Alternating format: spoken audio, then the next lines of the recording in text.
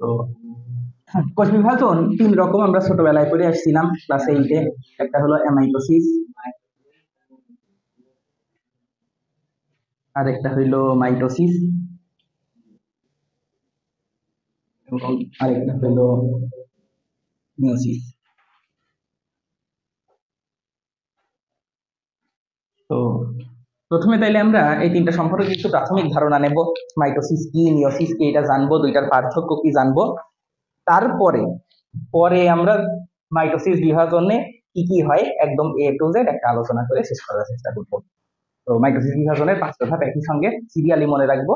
তারপর যদি আমরা একটু ভিডিও দেখি মাল্টিমিডিয়ায় তাহলে সেগুলো মনে থাকবে। আপাতত তাহলে আমরা প্রাথমিক কিছু আলোচনা করি যে মাইটোসিস কি আর মিওসিস কি। এ শব্দের অর্থ হলো অ্যাবসেন্ট, তাই না? এটা আমরা পড়ে আসছি সেই ছোটবেলায়, এর আগেও শিখছি, সব জায়গায় এ দেখি। এ মানে হলো অ্যাবসেন্ট। তাহলে অ্যামাইটোসিস মানে এখানে মাইটোসিস অ্যাবসেন্ট, মানে মাইটোসিসের ভিতরে যত ধাপ ছিল, যত জটিলতা ছিল, এই সব কিছু অ্যামাইটোসিসের ক্ষেত্রে অ্যাবসেন্ট থাকে। বুঝা গেছে? তো অ্যামাইটোসিসে যদি অ্যাবসেন্ট থাকে তার মানে এত লং কোনো ধাপ নাই। তাহলে কি আছে? সরাসরি এই যে এই একটা কোষ, কোষের মধ্যে এই ধরলাম নিউক্লিয়াস। তো কোষটার মাঝ বরাবর একটা খাঁজ সৃষ্টি হয়, এসব তো পড়ে আসছে ছোটবেলায়, তাই না? আর এই নিউক্লিয়াসটাতেও তাই তো প্রেসার পড়বে। যদি একটা আটার দলাকে প্রেসার দেওয়া হয় তাহলে তো সেটা লম্বা হয়ে যাবে, তাই না? তখন দেখা যাবে এইরকম লম্বা হয়ে গেছে।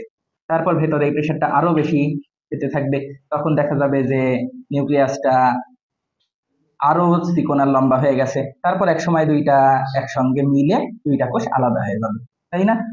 তাহলে দেখা যাবে একটা কোষ থেকে আরেকটা কোষ সরাসরি হয়ে গেছে, অর্থাৎ সরাসরি বিভাজন। মাইটোসিসের মতো এত ধাপ টাপ নাই, সেই জন্য এইটাকে বলা হয় অ্যামাইটোসিস বিভাজন।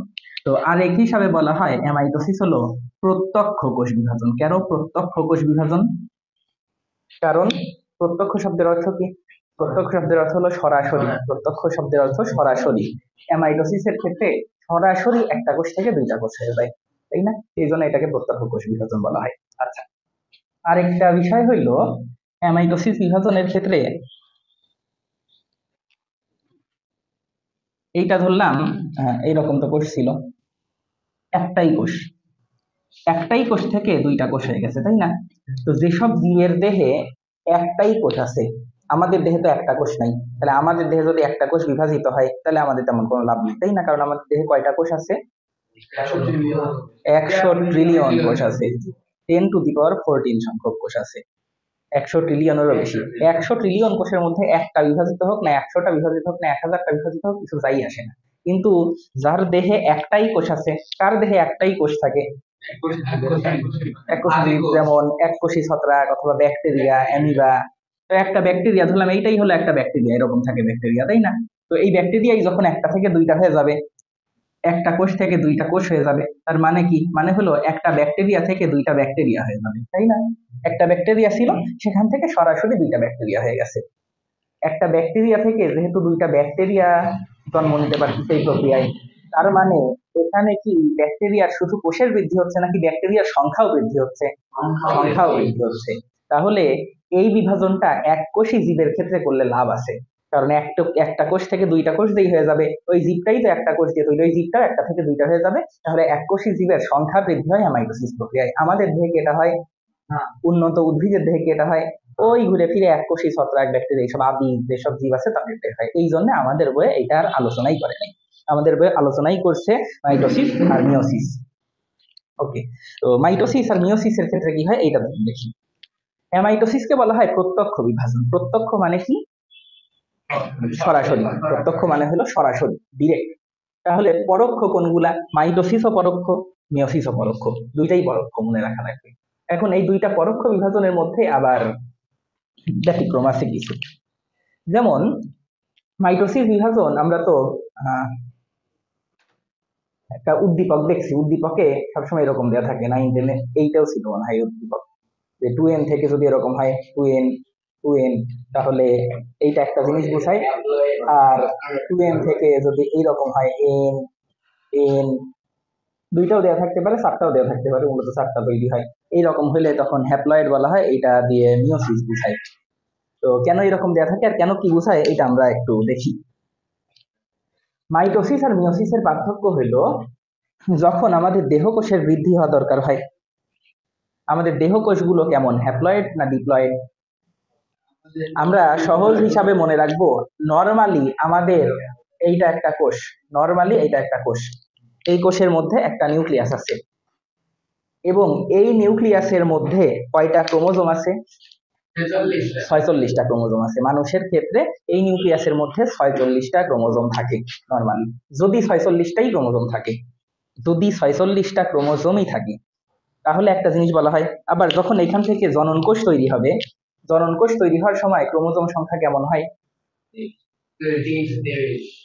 জনন কোষ তৈরি হওয়ার সময় দেখা যাবে ওই নিউক্লিয়াসের মধ্যেই ক্রোমোজোম সংখ্যা অর্ধেক হয়ে 23 হয়ে গেছে, শুক্রাণুতে বা ডিম্বাণুতে 23 হয়ে গেছে। তাহলে ক্রোমোজোম সংখ্যা তখন অর্ধেক হয়ে যাবে, হাফ হয়ে যাবে, তাই না? এটা জীবনেও ভুলবা না যে মানারান ভাই বলে দিছিল, হাফ যেখানেই আছে সেইটাকে বলা হয় হ্যাপ্লয়েড। হাফ আছে তাই হ্যাপ্লয়েড। এইটা কি হাফ না ডাবল? এইটা কি হাফ না ডাবল? ডাবল। তাহলে ডিপ্লো মানে হলো 2, যেখানেই ডাবল থাকবে সেইটা হলো ডিপ্লয়েড। মনে থাকবে? এইটা এখনো পর্যন্ত যারা অ্যাডমিশন বেসে পড়ে আমার কাছে তারাও গুলাই ফেলে, হ্যাপ্লয়েড কোনটা ডিপ্লয়েড কোনটা যদি বলি শৈবালের দেহ কেমন দেখি বলো দেখি, বলে ফেলে ডিপ্লয়েড। আমাদের দেহ কেমন? হ্যাপ্লয়েড। এইটা আশা করি তোমাদের জীবনেও ভুল হবে না, কারণ তোমরা 9 বলতে তোমরা 10-এ উঠছো, কিন্তু 9-এর বই তো পড়তেছো, প্রথম অধ্যায় এইখান থেকে শিখে গেলা যেখানেই হাফ হবে শুধু সেইটা হ্যাপ্লয়েড হবে, আর যেখানেই ডাবল থাকবে। আমাদের দেহের সকল কোষ কি ডাবল ক্রোমোজোম না হাফ ক্রোমোজোম?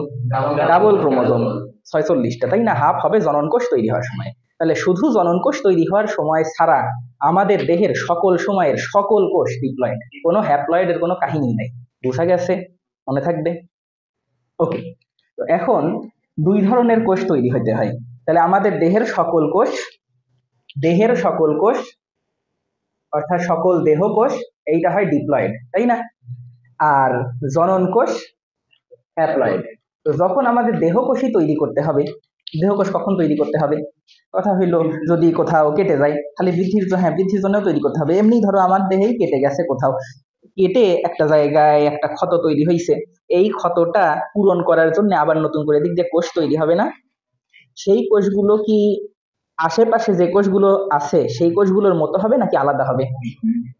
এই তোমরা কি সবাই বুঝতে পারতেছো? কি বুঝতে পারতেছো বলো? সুফল তুমি কি বুঝতে পারতেছো?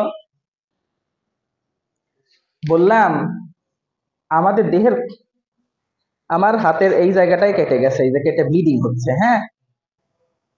তো এই ব্লিডিং হচ্ছে মানে এই জায়গাটুকুর কোষ কি ঠিক আছে না নষ্ট হয়েছে? নষ্ট হয়েছে। এর আশেপাশে যে কোষগুলো আছে সেই কোষগুলো বিভাজিত হয়ে এই জায়গায় নতুন করে কোষ তৈরি করবে, নাকি এই জায়গা থেকে একটা কোষ যায় বিভাজিত হবে? আশেপাশের কোষগুলো বিভাজিত হবে। আশেপাশের কোষগুলো যখন বিভাজিত হয়ে একটা কোষ তৈরি করবে, যে কোষটা তৈরি করবে সেই কোষটা কেমন হবে? 46 ক্রোমোজোম বিশিষ্ট নাকি 23 ক্রোমোজোম বিশিষ্ট? 46। কারণ এই আশেপাশে যত কোষ আছে এই কোষটা 46 ক্রোমোজোমের, এই কোষটা 46 ক্রোমোজোমের, এই কোষটা 46 ক্রোমোজোমের, এই কোষটা 46 ক্রোমোজোমের, সকল কোষ 46 ক্রোমোজোম বিশিষ্ট। আবার এইখানেও যে কোষগুলো তৈরি হবে সেগুলো তো আশেপাশের কোষের মতোই হবে, নাকি শুক্রাণু ডিম্বাণু হবে? এখানে তো শুক্রাণু ডিম্বাণু তৈরি হবে না, তাই না? তাহলে আশেপাশের কোষের মতোই হবে। তাহলে এখানে যে নতুন কোষগুলো তৈরি হবে সেগুলো 46 ক্রোমোজোম বিশিষ্টই হবে। বোঝা গেছে? ডিপ্লয়েড হবে না হ্যাপ্লয়েড হবে? ডিপ্লয়েডই হবে। আশেপাশের সকল কোষ ডিপ্লয়েড, তাহলে এই কোষগুলো ডিপ্লয়েডই হবে, 46 ক্রোমোজোম বিশিষ্টই হবে। তাহলে যে প্রসেসে গেলে ডিপ্লয়েড কোষ তৈরি হবে এই জায়গাটায়, সেই প্রসেসে এখানে বিভাজন হবে। বোঝা গেছে? এটুকুই বুঝাইছিলাম। আচ্ছা, আর যখন জনন করতে হয় তখন তো শুক্রাণু ডিম্বাণু তৈরি করতে হয়। এখন দেখা গেল যে বাবার দেহে 46টা কোষ আছে, তাই না? 46টা ক্রোমোজোম আছে কোষের মধ্যে। আবার মায়েরও 46টা ক্রোমোজোম আছে। তো এইখান থেকে যখন শুক্রাণু আর ডিম্বাণু তৈরি হবে, আমি বোঝার সুবিধার্থে একদম ছবি আঁকাই। এইটা ধরলাম একটা শুক্রাণু, হ্যাঁ? আচ্ছা, আর এইটা ধরলাম একটা ডিম্বাণু। তো শুক্রাণুর মধ্যে একটা নিউক্লিয়াস আছে, সেই নিউক্লিয়াসের মধ্যে 46টাই যদি ক্রোমোজোম থাকে, আর ডিম্বাণুর মধ্যেও যদি 46টাই ক্রোমোজোম থাকে, শুক্রাণু আর ডিম্বাণু যখন মিলিত হবে, মিলিত হয়ে এইখান থেকে তো জাইগোট তৈরি হবে, সেই জাইগোট আবার বিভাজিত হয়ে নতুন করে একটা মানব শিশু তৈরি হবে, তাই না? তো তখন দেখা যাবে যে এই যে জাইগোট তৈরি হলো শুক্রাণু আর ডিম্বাণু মিলিত হয়ে, এই জাইগোটের মধ্যে তো 46 আর 46 92 ক্রোমোজোম হয়ে গেছে, তাই না? তাহলে এই বাচ্চাটার এই জাইগোটটাই তো বিভাজিত হবে, বিভাজিত হয়ে হয়ে অনেক কোষ তৈরি করবে। তখন এই এই জাইগোটটা বিভাজিত অনেক কোষ তৈরি হবে, আসলে তো বাচ্চাটা অনেক বড়, তখন একটা বিশাল বাচ্চা হবে এই জায়গা থেকে। বোঝা গেছে? এই বাচ্চাটার সব কোষ তখন কেমন দেখা যাবে? 46টা ক্রোমোজোম না 92 ক্রোমোজোম? তখন দেখা যাবে এই বাচ্চাটার সকল কোষে 92টা ক্রোমোজোম আছে। এই বাচ্চাটার বউ যখন হবে, এই বাচ্চাটার বউয়ের দেহে আবার যদি 92টা ক্রোমোজোম থাকে, তাহলে দেখা যাবে যে এই বাচ্চাটার যখন বাচ্চা হবে তখন তার বউয়ের সাথে মিলিত হয়ে 184টা ক্রোমোজোম হয়ে গেছে, তাই না? এর আবার যখন নাতি হবে 184 দুগুণে 368টা ক্রোমোজোম হয়ে যাবে, তাই না? তারপর 38 দুগুণে 76, তাই না? তাহলে 772টা ক্রোমোজোম হয়ে যাবে, 776টা।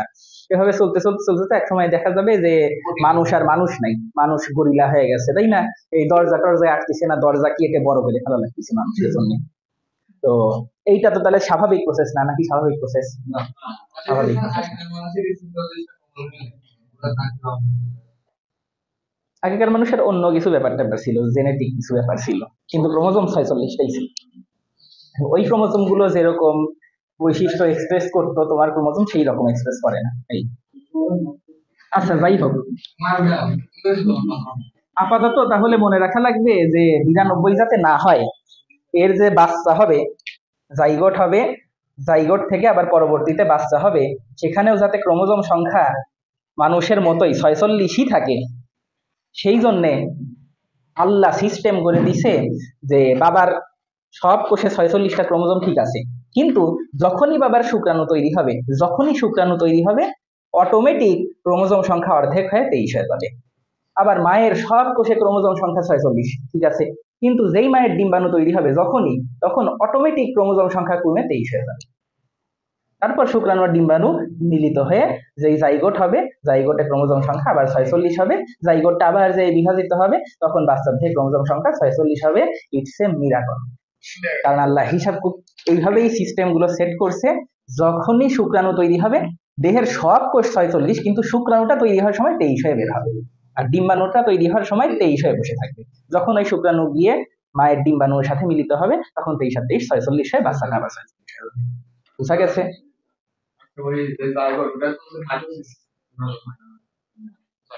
জাইগোটের যে প্রথম কোষটা, এটা 46টা ক্রোমোজোমই আছে, তাই না? তো জাইগোটটা যখন বিভাজিত হয়ে অনেক কোষ তৈরি হবে, এখানে একটা কোষ ছিল, এখানে ধরো 1,00,000টা কোষ আছে, তো এই সব 1,00,000টা কোষ কি 46টা ক্রোমোজোমই আছে না 23 হয়েছে? 46। তাহলে কি মিওসিস হয়েছে না মাইটোসিস? মাইটোসিস হয়েছে। মাইটোসিস মানেই আমরা পড়ছি একই রকম কোষ তৈরি হওয়া। তো এইখানে তো একটা জাইগোট ছিল, একই রকমই আরো কোষ চারদিক দিয়ে তৈরি হয়ে এরকম বাচ্চা হয়েছে, তাহলে মাইটোসিস হয়েছে। তার মানে জাইগোটে হয় মাইটোসিস, ক্লিয়ার? জাইগোট হওয়ার পরে তারপর তো মাইটোসিস হয়, মিওসিস হয় না। শুক্রাণু ডিম্বাণুতে কি হয়? শুক্রাণুতে যদি মিওসিস হইতো তাহলে তো 23 থেকে 12.5 হয়ে যেত, 11.5 হয়ে যেত, তাই না? ডিম্বাণুতে মিওসিস হইলে, তার মানে শুক্রাণু ডিম্বাণুতে হয় না, বা জনন কোষ হয় না, জনন কোষে মিওসিস হয় না, কিন্তু জনন কোষটা যে কোষ থেকে তৈরি হয় সেই কোষটাই মিওসিস হয়, তাই না? মিওসিস কি এই কোষে হয়েছে না এই কোষে হয়েছে? উপরেরটাই হয়েছে, যেটা থেকে জনন কোষ তৈরি হবে, এই তৈরি হওয়ার সময়টাতে মিওসিস হবে। এই কোষ থেকে যখন এই কোষ তৈরি হবে এই সময়ে মিওসিস হয়ে তৈরি হবে, তাই না?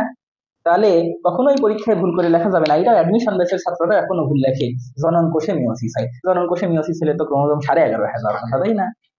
জনন কোষ তৈরি হওয়ার সময় মিওসিস হয়।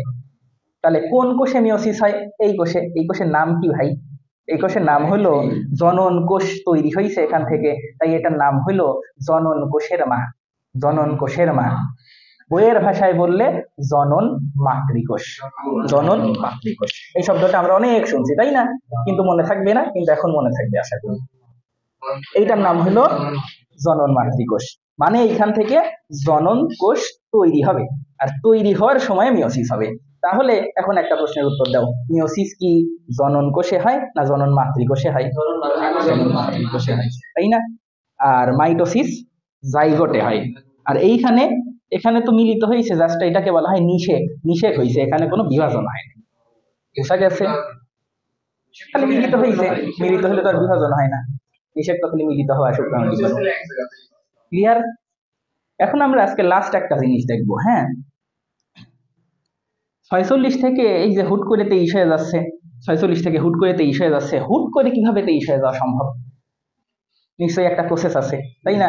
যে যখনই বিভাজন হয়, বিভাজন হয়ে একাই ক্রোমোজোম সংখ্যা অর্ধেক হয়ে যায়। কেন, মিওসিস মাইটোসিস যখন হয় তখন তো বিভাজন হইলে হুট করে অর্ধেক হয়ে যায় না, তাই না? নর্মালি তো সিস্টেমই এমন হওয়ার কথা ছিল যে যখনই একটা কোষ 46 থাকবে, এইখান থেকে আরো দুইটা কোষও যদি তৈরি হয়, সেই দুইটা কোষ তৈরি হবে, দুইটা কোষের আবার একটা নিউক্লিয়াস থেকে দুইটা নিউক্লিয়াস তৈরি হবে দুইটা কোষে, 46টা ক্রোমোজোম থেকে 46 46 92টা ক্রোমোজোম তৈরি হবে। এভাবেই তো কোষ বিভাজন হবে, তাই না? বিভাজন মানে তো ভাগ হওয়া না, বিভাজন মানে হইলো ডাবল হওয়া, বৃদ্ধি পাওয়া। ক্লিয়ার? তো নর্মালি এরকম হওয়ার কথা, কিন্তু তা না হয়ে কোষ দুইটাই হচ্ছে, দুইটা না বরং 4টা হচ্ছে। আর সেগুলোর মধ্যে 23 ক্রোমোজোম কিভাবে হচ্ছে সেটা আমরা খালি দেখবো। ওকে, আরেকটা কথা বলে রাখি, আজকে যা যা পড়াচ্ছি এইটা বইও দেয়া নাই, এসএসসি এইচএসসি কোনো বইয়ে দেয়া নাই, মেডিকেলের বইও দেয়া নাই, এটা জাস্ট আমার বানানোর লেকচার। তো তোমরা যে দরকার হলে এই ভিডিওটা আরেকবার চালায় দেখবা, দেখে তারপর যেটুকু নোট করার মতো মনে হয় দরকার হলে বই অথবা খাতায় নোট করে রাখবা, যেটা সুবিধা হয়। বিভাজন মানে তো বৃদ্ধিই পাওয়া, এখান থেকে কোষ বিভাজন হয়ে ক্ষত স্থান পূরণ হচ্ছে, তাহলে বৃদ্ধি পাচ্ছে না, কোষ তো বৃদ্ধি পায়। বুঝা গেছে? অঙ্কের বিভাজন আর বিভাজন এক না, বিভাজন মানে বৃদ্ধি পাওয়া, বাড়া, এইটা মাথায় রাখা লাগবে। বলেন একটা কেউ হচ্ছে কি করতে যাচ্ছে, মানে লম্বা হতে যাচ্ছে, লম্বা হতে যাচ্ছে, তাহলে কিভাবে তার মানে তার দেহে হচ্ছে মাইটোসিস এই কোষ বিভাজন করা ইচ্ছা করলে কি লম্বা হওয়া যায়? মানে তোমার কি না, মনে হয় যে হরলিক্স হরলিক্স খেলেই তলার স্ট্রঙ্গার সার পার হয়ে যায়? অনেকে দেখি যে হচ্ছে সার্জারি করে ওইটা আর কিছু ব্যাপার স্যাপার আছে। মানুষ সাধারণত বড় হয় হলো আমাদের অস্থির ভিতরে অস্থি মজ্জা আছে, ওইখানে কিছু জিনিসপত্র আছে, এপিফাইসিস ডায়াফাইসিস, এসব পরবর্তীতে বুঝবা। তো যে কথা, এই অস্থির জয়েন্ট গুলো যদি তুমি বৃদ্ধি করে দিতে পারো, তাইলে দেখা যাবে যে মানুষ দৈর্ঘ্য প্রস্থে বড় হয়ে গেছে। হ্যাঁ, এটা করা সম্ভব, আর এটা আটকানো সম্ভব। আচ্ছা, এখন আসি তাহলে মাইটোসিসে কি হইলো আর মিওসিসে কি হইলো সেটা দেখি। অ্যামাইটোসিস তো বুঝাই ফেলছি, অ্যামাইটোসিস লাগবে না। এইটা একটা কোষ, এই কোষের মধ্যে এইটা হলো নিউক্লিয়াস, সবুজটা নিউক্লিয়াস। হ্যাঁ, আর এর মধ্যে 46টা ক্রোমোজোম আছে। তো এইখান থেকে দুইটা কোষ তৈরি হয়েছে, এই একটা কোষ, এই একটা কোষ, তাহলে দুইটা কোষ তৈরি হয়েছে, বাড়ছে, তাহলে কোষের বিভাজন হয়েছে। নিউক্লিয়াস একটা থেকে দুইটা তৈরি হয়েছে, একটা ছিল নিউক্লিয়াস, হুট করে দুইটা হয়ে গেছে, তারপর দুই কোষে আসছে, তাহলে বিভাজন হয়েছে। ক্রোমোজোম 46টা ছিল, 46 থেকে হুট করে 92 হয়ে গেছে, হয়ে তারপর দুই কোষের মধ্যে 46 46 করে চলে আসছে, তাহলে ক্রোমোজোমের বিভাজন হয়েছে না হয় নাই? বিভাজন হয়েছে, বাড়ছে, কিন্তু টোটাল সংখ্যা হিসাব করা লাগবে। আচ্ছা, আরো ভালো করে বুঝি, 46 না, ধরলাম দুইটা ক্রোমোজোম আছে, দুইটা না, ধরলাম 4টা আছে, 4টা আছে। তো নিউক্লিয়াস একটা আছে, একটা থেকে দুইটা হয়েছে, তাহলে ক্রোমোজোম যদি বিভাজন হয় 4টা থেকে কয়টা হবে? 4টা থেকে 8টা হবে, 8টা হবে, 8টা হয়ে তারপর ভাগ হবে, তাহলে 4টা 4টা হবে। এটাই তো শর্ত, তাহলে একই রকম কোষ আরো দুইটা হবে। এবার উৎস 46 বুঝাইছে, এইটা বুঝি, এটা মাইটোসিস। কিন্তু মিওসিসে কি এমন হবে যে এখানে দুইটা দুইটা করে চলে আসবে, অর্ধেক হয়ে যাবে, আর কোষে 4টা হবে? প্রথম কথা হলো, যেহেতু 4টা কোষ হয়, একবার যদি কোষ বিভাজন হয় তাহলে কয়টা কোষ উৎপন্ন হয়? দুইটা। তাহলে মিওসিসে দুইবার বিভাজন হবে, দুইবার বিভাজন হলে 4টা কোষ তৈরি হবে। এক থেকে 4-এ না, দুইবার বিভাজন হবে, 1 থেকে 2, 2 থেকে 4-এ যাবে। মানে এই ধরো একটা কোষ, এইখান থেকে একবার বিভাজন হবে, বিভাজন হয়ে এই একটা কোষ হবে, এই আর একটা কোষ হবে, এইখান থেকে আবার বিভাজন হয়ে এইটা থেকে আবার বিভাজন হবে, বিভাজন হয়ে এই একটা হবে, এই একটা হবে, আর এখানে আবার এইটা থেকে আবার বিভাজন হয়ে এই একটা হবে, এই একটা হবে। বোঝা গেছে? তাহলে 4টা কোষ হবে। এখন কথা হলো, নিউক্লিয়াস কয়টা হবে? এইখানে একটা নিউক্লিয়াস আছে, তো এইখানে একটা নিউক্লিয়াস, একটা নিউক্লিয়াস, তাহলে নিউক্লিয়াসের বিভাজন হয়েছে, তাই না? নিউক্লিয়াস ছাড়া তো কোষ হয় না, কোষ যে কয়টা হবে নিউক্লিয়াসে সেই কয়টা হবে। তো এখানেও নিউক্লিয়াস তাহলে আবার দুইটা ছিল, দুইটা থেকে নিউক্লিয়াস কয়টা হয়েছে? চারটা হয়েছে, তাই না মোট? তাহলে নিউক্লিয়াসের বিভাজন হয়েছে। তাহলে সংক্ষেপে লিখে ফেলি, এই জায়গায় নিউক্লিয়াসের বিভাজন হয়েছে, এইখানে যখন বিভাজনটা হয়েছে তখনও নিউক্লিয়াসের বিভাজন হয়েছে, তাই না? তোমরা কি এটুকু ক্লিয়ার? Yes, sir. এটুকুতেও নিউক্লিয়াসের বিভাজন হয়েছে, এটুকুতেও হয়েছে। আর ক্রোমোসোম যখন বিভাজিত হয় তখন দেখা যায় উল্টা ঘটনা। এখানে ধরলাম ওই আগের মতোই 4টা ক্রোমোসোম ছিল। প্রথমবার যখন বিভাজন হয় এখানে ক্রোমোসোমের কোনো বিভাজন হয় না, এখানে ক্রোমোসোমের কোনো বিভাজন হয় না, ক্রোমোসোমের কোনো বিভাজন হয় না। তাহলে ক্রোমোসোম কয়টা হবে? 46 নাই তো, 4টা আছে, 4টা হবে। 4টা মানে কি 8টা হবে? দুইটা করে হবে, বিভাজন হয় না কিন্তু দুইটা কোষ হয়ে গেছে। তাহলে ক্রোমোসোম গুলো মাঝখান দিয়ে জাস্ট ভাগ হয়ে যাবে, ভাগ হয়ে দুইটা এদিকে আর দুইটা এদিকে আসবে, সেজন্য নিউক্লিয়াসটা বিভাজিত হয়ে দুইটা হয়েছে, কিন্তু এক্ষেত্রে ক্রোমোসোমের বিভাজন হয় না। তাহলে ক্রোমোসোম তো 4টা ছিল, বিভাজন হইলে 4 আর 4 হইতো, বিভাজন তো হয় না। তাহলে জাস্ট খালি বন্টন হয়ে যাবে, ভাগ হয়ে যাবে, ভাগ হয়ে দুই হবে। কিন্তু 1 মিনিট, লাস্টে গিয়ে না আর এক এক করে হবে না। যদি এক এক করে হইতো, এই জানি তোমরা কি পড়া শেষ করবা না? Last line, Yes, sir. যদি এক এক করে হইতো তাহলে কি ক্রোমোসোম সংখ্যা অর্ধেক হইতো নাকি 4 ভাগের 1 ভাগ হয়ে যেত? 4 ভাগের 1 ভাগ। এই জন্য শেষের ধাপে গিয়ে আবার ক্রোমোসোমের বিভাজন হবে। মানে এখানে দুইটা ছিল, তাহলে এখন কত হবে? এখানে দুইটা, এখানে দুইটা, এখানে দুইটা ছিল, এখানে দুইটা, এখানে দুইটা। তার মানে মিওসিস বিভাজনের দ্বিতীয় ধাপটা হলো মাইটোসিস বিভাজনের একই রকম। বুঝা গেছে? তাহলে আজকে তোমাদের বাড়ির কাজ হলো মিওসিস আর মাইটোসিসের পার্থক্য লিখে আসলাম। যদি আমরা এটা বুঝে থাকি তাহলে এখান থেকে মাইটোসিস আর মিওসিসের পার্থক্য আমাদের লিখতে পারা উচিত, তাই না? তো তাও আমি লিখে দিই। এটা হলো মাইটোসিস বিভাজন, এই পাশে হলো মিওসিস বিভাজন।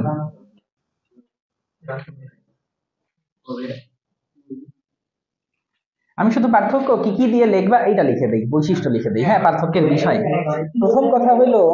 প্রথম কথা হলো মাইটোসিস বিভাজনে, মানে মাইটোসিস বিভাজন কোন কোষের ক্ষেত্রে ঘটে?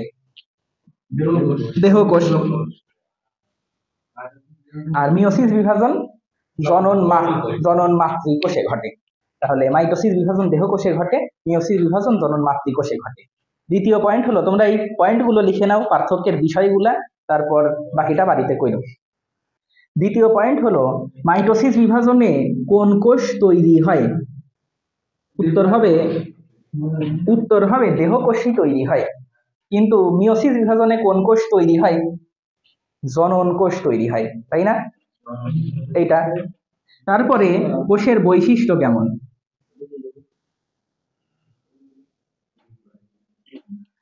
মাইটোসিস বিভাজনের ক্ষেত্রে হ্যাপ্লয়েড কোষ তৈরি হয়, আর মিওসিস বিভাজনের ক্ষেত্রে মাইটোসিস বিভাজনের ক্ষেত্রে ডিপ্লয়েড কোষ তৈরি হয়, একই রকম কোষ। আর মিওসিস বিভাজনে তো কোষগুলোর ক্রোমোসোম সংখ্যা অর্ধেক হয়ে গেল দেখলাম আমরা, তাহলে মিওসিস বিভাজনের ক্ষেত্রে হ্যাপ্লয়েড কোষ তৈরি হয়, এইটা আরেকটা পার্থক্য। যেহেতু এরকম হ্যাপ্লয়েড কোষ তৈরি হয়, ক্রোমোসোম সংখ্যা অর্ধেক হয়ে যায়, সেজন্য এটাকে রাশ বিভাজন বলা হয়। মানে অর্থাৎ পুরা মিওসিস বিভাজনটাকেই, পুরা মিওসিস যদি আমরা চিন্তা করি, পুরা মিওসিস মিলেই তো ক্রোমোসোম সংখ্যা অর্ধেক হয়ে যাচ্ছে, তাই না? তাই মিওসিসকে ইন জেনারেলি রাশ বিভাজন বলা হয়, আর মাইটোসিসকে সমবিভাজন বলা হয়, কারণ একই রকম কোষ তৈরি হয়। বোঝা গেছে? এইটার একটা পার্থক্য। তারপর আরেকটা পার্থক্য হলো কোষের সংখ্যা। সমবিভাজন, কারণ সমান থাকে, এটা হ্রাস, এটা সম। তারপরের পার্থক্য হলো কোষের সংখ্যা। মাইটোসিস বিভাজনে কয়টা কোষ তৈরি হয়? 2টা কোষ তৈরি হয়। মিওসিস বিভাজনে কয়টা কোষ তৈরি হয়? 4টা কোষ তৈরি হয়। কেন 4টা কোষ তৈরি হয়? কারণ মিওসিসে 2বার বিভাজন হয়, মাইটোসিসে কি 2বার বিভাজন হয়? 1বার বিভাজন হয়। তাহলে আরেকটা পার্থক্য হলো বিভাজনের ধাপ। মিওসিস বিভাজনের ধাপ 2টা, মাইটোসিস বিভাজন 1 ধাপেই হয়। বোঝা গেছে? অথবা বিভাজনের সংখ্যা, মিয়োসিস বিভাজন 2 বারে হয়, মাইটোসিস 1 বারে হয়। এটুকু হইছে। এখন লিখবা মাইটোসিস বিভাজনে উৎপন্ন কোষ কেমন হয়? হ্যাপ্লয়েড, কারণ ক্রোমোজোম সংখ্যা অর্ধেক হয়ে যায়। আর এইখানে উৎপন্ন কোষ ডিপ্লয়েড হয়, এটা লেখা লাগবে। বোঝা গেছে? উৎপন্ন কোষ হ্যাপ্লয়েড হয়। এই কয়েকটা জিনিস লিখে রাখা লাগবে। আর কিছু জিনিসপত্র আছে, এইটা তোমাদের আপাতত লাগবে না, দু একটা পয়েন্ট বাড়ানোর জন্য লিখতে পারো। যেমন ক্রসিং ওভার বলে একটা কথা আছে, ক্রসিং ওভার। ক্রস মানে কি? গরুর ক্রস করে, এইটুকু আমরা জানি যে ক্রস মানে গরুর ক্রস। খালি গরুর ক্রসই হবে কেন, আমি তো অনেক কিছুর ক্রস করে, হ্যাঁ ছাগলেরও করে, উদ্ভিদেরও করে, তাই না? নতুন নতুন উদ্ভিদ তৈরি করে, মানে উন্নত জাতের গরুর ক্রসই যদি হয়। আমাদের দেশের একটা গরু আছে, এটা দিনে 3 লিটার দুধ দেয়, খায় হলো দিনে 3 কেজি করে, দুধ দেয় 3 লিটার। আর অস্ট্রেলিয়ান গরু খায় 1 কেজি করে আর দুধ দেয় 30 লিটার করে, তাহলে তো সেটা লাভ, তাই না? তাহলে অস্ট্রেলিয়ান গরু কিনে আনা আবার অনেক দাম পড়ে। একটা অস্ট্রেলিয়ান গরু আইনে সেই অস্ট্রেলিয়ান গরুর সাথে যদি তোমার খামারের 10টা অস্ট্রেলিয়ান গরুকে ক্রস করায় দিতে পারো, তাহলে তো কাজ হয়ে যাবে, তাই না? মাথায় নষ্ট মামা। তখন দেখা যাবে এই দুইটার মধ্যে আলাদা আলাদা ক্রস করা হয়েছে। এই যে ক্রস যে করা হইলো, এইটা কি যৌন জনন না অযৌন জনন? তাহলে এইটা কি মিয়োসিস বিভাজন না মাইটোসিস বিভাজন? মিয়োসিস বিভাজন। মিয়োসিস বিভাজনের ক্ষেত্রে ওই ধরো অস্ট্রেলিয়ান গরুর ডিম্বাণু আর তোমার খামারের পুরুষ গরুর শুক্রাণু মিললো, তার মানে ক্রসিং হইলো, শুক্রাণু ডিম্বাণু তো তৈরি হয় মিয়োসিস প্রক্রিয়ায়, তাই না? তাহলে ক্রসিং ওভার মিয়োসিস প্রক্রিয়ায় ঘটে, আর মাইটোসিস প্রক্রিয়ায় ঘটে না। ক্রসিং ওভার জিনিসটা কি, কেন হয়, এসব ডিটেইল আমরা ইন্টারমিডিয়েটে শিখবো, অথবা ভিডিও দেয়া আছে দেখে নিও। এখন আমরা মাইটোসিসের গুরুত্ব করি আর মিয়োসিসের গুরুত্ব করি। এখন দেখো, মাইটোসিস মিয়োসিসের পার্থক্য আমরা করে ফেলছি অলরেডি। প্রথম পার্থক্য হলো মাইটোসিস বিভাজন দৈহিক মাতৃকোষে বা দৈহিক কোষে ঘটে, আর মিয়োসিস বিভাজন জনন কোষে ঘটে। মাইটোসিসকে সেজন্য সমবিভাজন বলা হয়, আর মিয়োসিসকে হ্রাস বিভাজন বলা হয়, তাই না? কারণ অপত্য কোষের ক্রোমোজোম সংখ্যা অর্ধেক হয়ে যায়, আর এখানে অপত্য কোষের ক্রোমোজোম সংখ্যা মাতৃকোষের সমান থাকে। জাস্ট বোঝানোর জন্য দিছি, তাছাড়া আর কিছুই না। তারপরে পরের পার্থক্য হলো, যেহেতু একবার বিভাজন হয়, তাহলে মাইটোসিস বিভাজনে একটা কোষ থেকে 2টা কোষ তৈরি হয়, তাই না? আর মায়োসিস বিভাজনে একটা কোষ 2বার বিভাজন হয়। একবার বিভাজন হলেই তো 2টা কোষ তৈরি হয়, সেখান থেকে আবার বিভাজন হয়, তাহলে মোট 4টা কোষ তৈরি হয়, ঠিক না? তারপর এইটা আরেকটা পার্থক্য, যে মাইটোসিসে তো 2টা ক্রোমোজোম শুক্রাণু ডিম্বাণু তো মিলিতই হয় না, মিলিত হলে তখন একটার সাথে আরেকটার জিনের বিনিময় ঘটে, এটাকে বলা হয় ক্রসিং ওভার। আমরা এটাই ইন্টারমিডিয়েটে পড়বো। তো মাইটোসিসে 2টা মিলিতও হয় না, কোনো ক্রসিং ওভারও ঘটে না, আর মিয়োসিসের ক্ষেত্রে ক্রসিং ওভার ঘটে। বোঝা গেছে? এইটুকু বুঝলে মোটামুটি হবে, আর কিছু এখানে বোঝার নেই। কোষগুলো একই বৈশিষ্ট্য সম্পন্ন, মাতৃকোষের অনুরূপ, আর ওখানে মাতৃকোষের অনুরূপ হয় না, আলাদা আলাদা বৈশিষ্ট্য সম্পন্ন, এসব তো আমরা জানি, তাই না? তাহলে আজকে তোমাদের বাড়ির কাজ হলো মাইটোসিস আর মিয়োসিসের পার্থক্য লিখে নিয়ে আসবা। এখন আসো মাইটোসিসের গুরুত্ব। দেখো, মাইটোসিসের গুরুত্ব দেখার আগে আমরা দেখি একটা মানব শিশুর জন্ম কিভাবে হয়। তো এইখানে দেখো অনেক শুক্রাণু ঢুকতেছে, শুক্রাণু কোন দিক দিয়ে কিভাবে ঢোকে এসব তোমরা খুব ভালো করে দিচ্ছ। তো এইভাবে শুক্রাণুটা মায়ের ভিতরে ঢুকতেছে, এইটুকু আমরা দেখতেছি। ঢুকতেছে ঢুকতেছে ঢুকতেছে, ভালো কথা। ঢুকে ঢুকে ঢুকে ঢুকে কোথায় কোথায় মিলিত হবে? মায়ের ডিম্বাণু আছে, তাই না? এইটা হলো মায়ের ডিম্বাণু। মায়ের ডিম্বাশয়ের ভিতরে আবার দেখো, মায়ের ডিম্বাশয়ের ভিতরে ডিম্বাণু তৈরি হয়েই আছে, একটা ডিম্বাণু। আর এখানে লক্ষ লক্ষ শুক্রাণু আসছে, এসে একটা শুক্রাণু গিয়ে মিলিত হবে। এসব আমরা ডিটেইল আবার যখন নবম অধ্যায় 11 অধ্যায় পড়বো তখন আবার দেখবো। তো এই যে শুক্রাণু আর ডিম্বাণু মিলিত হয়ে গেছে অলরেডি, তাই না? যে শুক্রাণুটা মিলিত হইলো, এই শুক্রাণুতে কয়টা ক্রোমোজোম ছিল? 23টা। এই ডিম্বাণুতে ক্রোমোজোম ছিল 23টা। মায়ের পেটের এই যে বাইরে দিয়ে যেসব কোষ দেখা যাচ্ছে লাল লাল, এগুলোতে কয়টা ক্রোমোজোম? 46টা। শুধু ডিম্বাণুটায় 23টা ক্রোমোজোম, আর শুক্রাণুটায় 23টা ক্রোমোজোম। কিন্তু শুক্রাণু যে অঙ্গ থেকে উৎপন্ন হয়েছে পুরুষের, সেই অঙ্গটায় 46 ক্রোমোজোম, এটা মনে রাখা লাগবে। আচ্ছা, তাহলে এই শুক্রাণুতে আছে 23টা ক্রোমোজোম, এই শুক্রাণুতে 23টা ক্রোমোজোম, এই ডিম্বাণুতে 23টা ক্রোমোজোম। তো এইটা যখন মিলিত হবে, সাউন্ডটা মিউট করে দিলাম। এই শুক্রাণু আর ডিম্বাণু যখন মিলিত হবে, মিলিত হলে তখন দেখা যাবে 23 আর 23 মিলিত হয়ে 46টা ক্রোমোজোম হয়ে গেছে, মানে জাইগোট হয়ে যাবে। জাইগোটে ক্রোমোজোম আবার 46 হয়ে যাবে, তাই না? তাহলে যখন এটা মিলিত হয়ে গেছে, এটা গিয়ে শুক্রাণু আর ডিম্বাণু মিলিত হয়ে গেছে, মিলিত হয়ে যাওয়ার পরে এইটা জাইগোট হয়েছে। জাইগোটে ক্রোমোজোম সংখ্যা কয়টা আছে এখন? তাহলে এখন 46টা ক্রোমোজোম আছে, জাইগোটে এখন 46 ক্রোমোজোম আছে। এইটা তো যখন মানুষের দেহের পুরা কোষে, সম্পূর্ণ কোষে কয়টা ক্রোমোজোম থাকে? সব কোষেই 46টা থাকে। তাহলে এই জাইগোটটাই যখন বিভাজিত হয়ে একটা থেকে দুইটা, দুইটা থেকে চারটা, চারটা থেকে 8টা, 10টা, 16টা, 100টা, 100 ট্রিলিয়নটা হবে, তখন এইটাই তো একটা মানুষের শিশুতে পরিণত হতে পারবে, তাই না? তাহলে এখন কাজ হলো জাইগোটটা জাস্ট বিভাজন হওয়া, আর কিছুই না। তো এইটা কোন বিভাজন? মাইটোসিস বিভাজন। কারণ ওই একই রকম 46 কোষই আরো অনেক তৈরি করে তারপর বাচ্চার হাত পা সব কিছু তৈরি করবে। বুঝা গেছে? যেহেতু বড় হচ্ছে ফুল মাইটোসিস বিভাজন। কোন কোষ তো আর তোমার 23 ক্রোমোজোমের কোষ তৈরি করা লাগতেছে না, সবই 46 ক্রোমোজোমের। মিওসিস শুধু জীবনে ওইটুকুই, তাছাড়া কোথাও মিওসিস নাই। তোমরা যদি ইন্টারমিডিয়েটে আমার কাছে পড়ো, তাহলে আশা করি আমি 5 বছর ধরে ইন্টারমিডিয়েট ছাত্ররা যে ভুল করে আসি, কোনটা হ্যাপ্লয়েড কোনটা ডিপ্লয়েড চেনে না, এই ভুলটা আর করবা না ততদিন যদি আমি পড়াই আর তোমরাও পড়ো। আচ্ছা, দেখা যায়। তো এখন কিন্তু দোয়া করো যাতে আমার পড়ানো না লাগে, আমার যাতে বিসিএস হয়ে যায়, আমি ডাক্তারি করতে চলে যাই। তখন ইউটিউবে পড়াবো, ইউটিউব তো চলতে থাকবে ইনশাল্লাহ। শুক্রবার ইউটিউবে ক্লাস নিবো কিছু, কারণ ক্লাস নেওয়া তোমার প্যাশন, আমি টাকার জন্য ক্লাস নিই না। আমার কোনো ব্যানার দেখছো রাস্তায়? কোনো ব্যানার নাই, কোনো পোস্টার নাই। খালি যারা জানে যে হ্যাঁ এই ছেলেটা আসলে ভালো, তারা তারা একটু রেফার করে।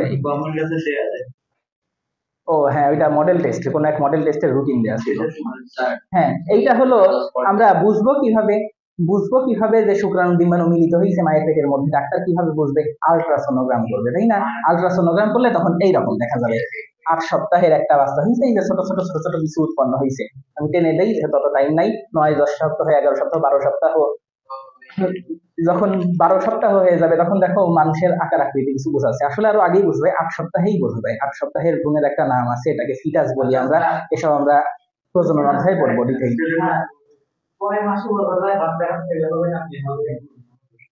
এইটা এক এক বাচ্চার ক্ষেত্রে এক এক রকম সময় বোঝা যায়, সবার ক্ষেত্রে তো সমান হয় না। মিনিমাম 8 মাস না, মিনিমাম 2 মাস 3 মাস। এটা তো বাস্তব আলট্রাসোনোগ্রাম না, ওই আলট্রাসোনোগ্রামে সবকিছু মেজারমেন্ট দেওয়া থাকে, যে এখান থেকে এই পর্যন্ত কত সেন্টিমিটার আছে, এখান থেকে এই পর্যন্ত কত সেন্টিমিটার আছে, এখানে এই আছে ওই আছে, কত ডিগ্রি কোণ আছে সব। এখানে যারা হ্যাঁ আলট্রাসোনোগ্রাম যারা করে তাদের তো আলাদা করে ডিগ্রি নিতে হয়, জানো না? দেখবা যে পাশে সিএমইউ ডিএমইউ মানে ডিপ্লোমা ইন মেডিকেল আলট্রাসোনোলজি করে আসা লাগে 2 বছর ধরে। তো তুমি সেটা 2 মিনিটে বুঝতে চাইলে হবে। 22 সপ্তাহের ভ্রূণ এইরকম, 23 সপ্তাহের ভ্রূণ এইরকম, 24, 25, 26 এইরকম করে যখন বাড়তে থাকে। কত সপ্তাহ পর্যন্ত থাকে? কয় মাস পড়ছো? 10 মাস 10 দিন। 10 মাসে কয় সপ্তাহ হয়? আসলে 40 সপ্তাহের বেশি হয়, তাই না? মানে 42 সপ্তাহের মতো হয়, কিন্তু আমরা গর্ভাবস্থা কাল ধরি 40 সপ্তাহ। 40 সপ্তাহের মধ্যেই একটা বাচ্চা ডেলিভারি হয়ে যায়। তাহলে ওই যে জাইগোট থেকে বিশাল একটা বাচ্চা হয়ে গেছে, এইরকম একটা বাচ্চা হয়ে গেছে। তো ওই জাইগোট থেকে এইরকম বাচ্চা হয়ে গেল কিভাবে? জাইগোটে তো একটা কোষ ছিল, সেখান থেকে এই বাচ্চার দেহেই তো ধরো কয়েক ট্রিলিয়ন, ধরো 10 ট্রিলিয়ন কোষ আছে, 100 এখনো হয় নাই, তাহলে মাইটোসিস হয়েছে।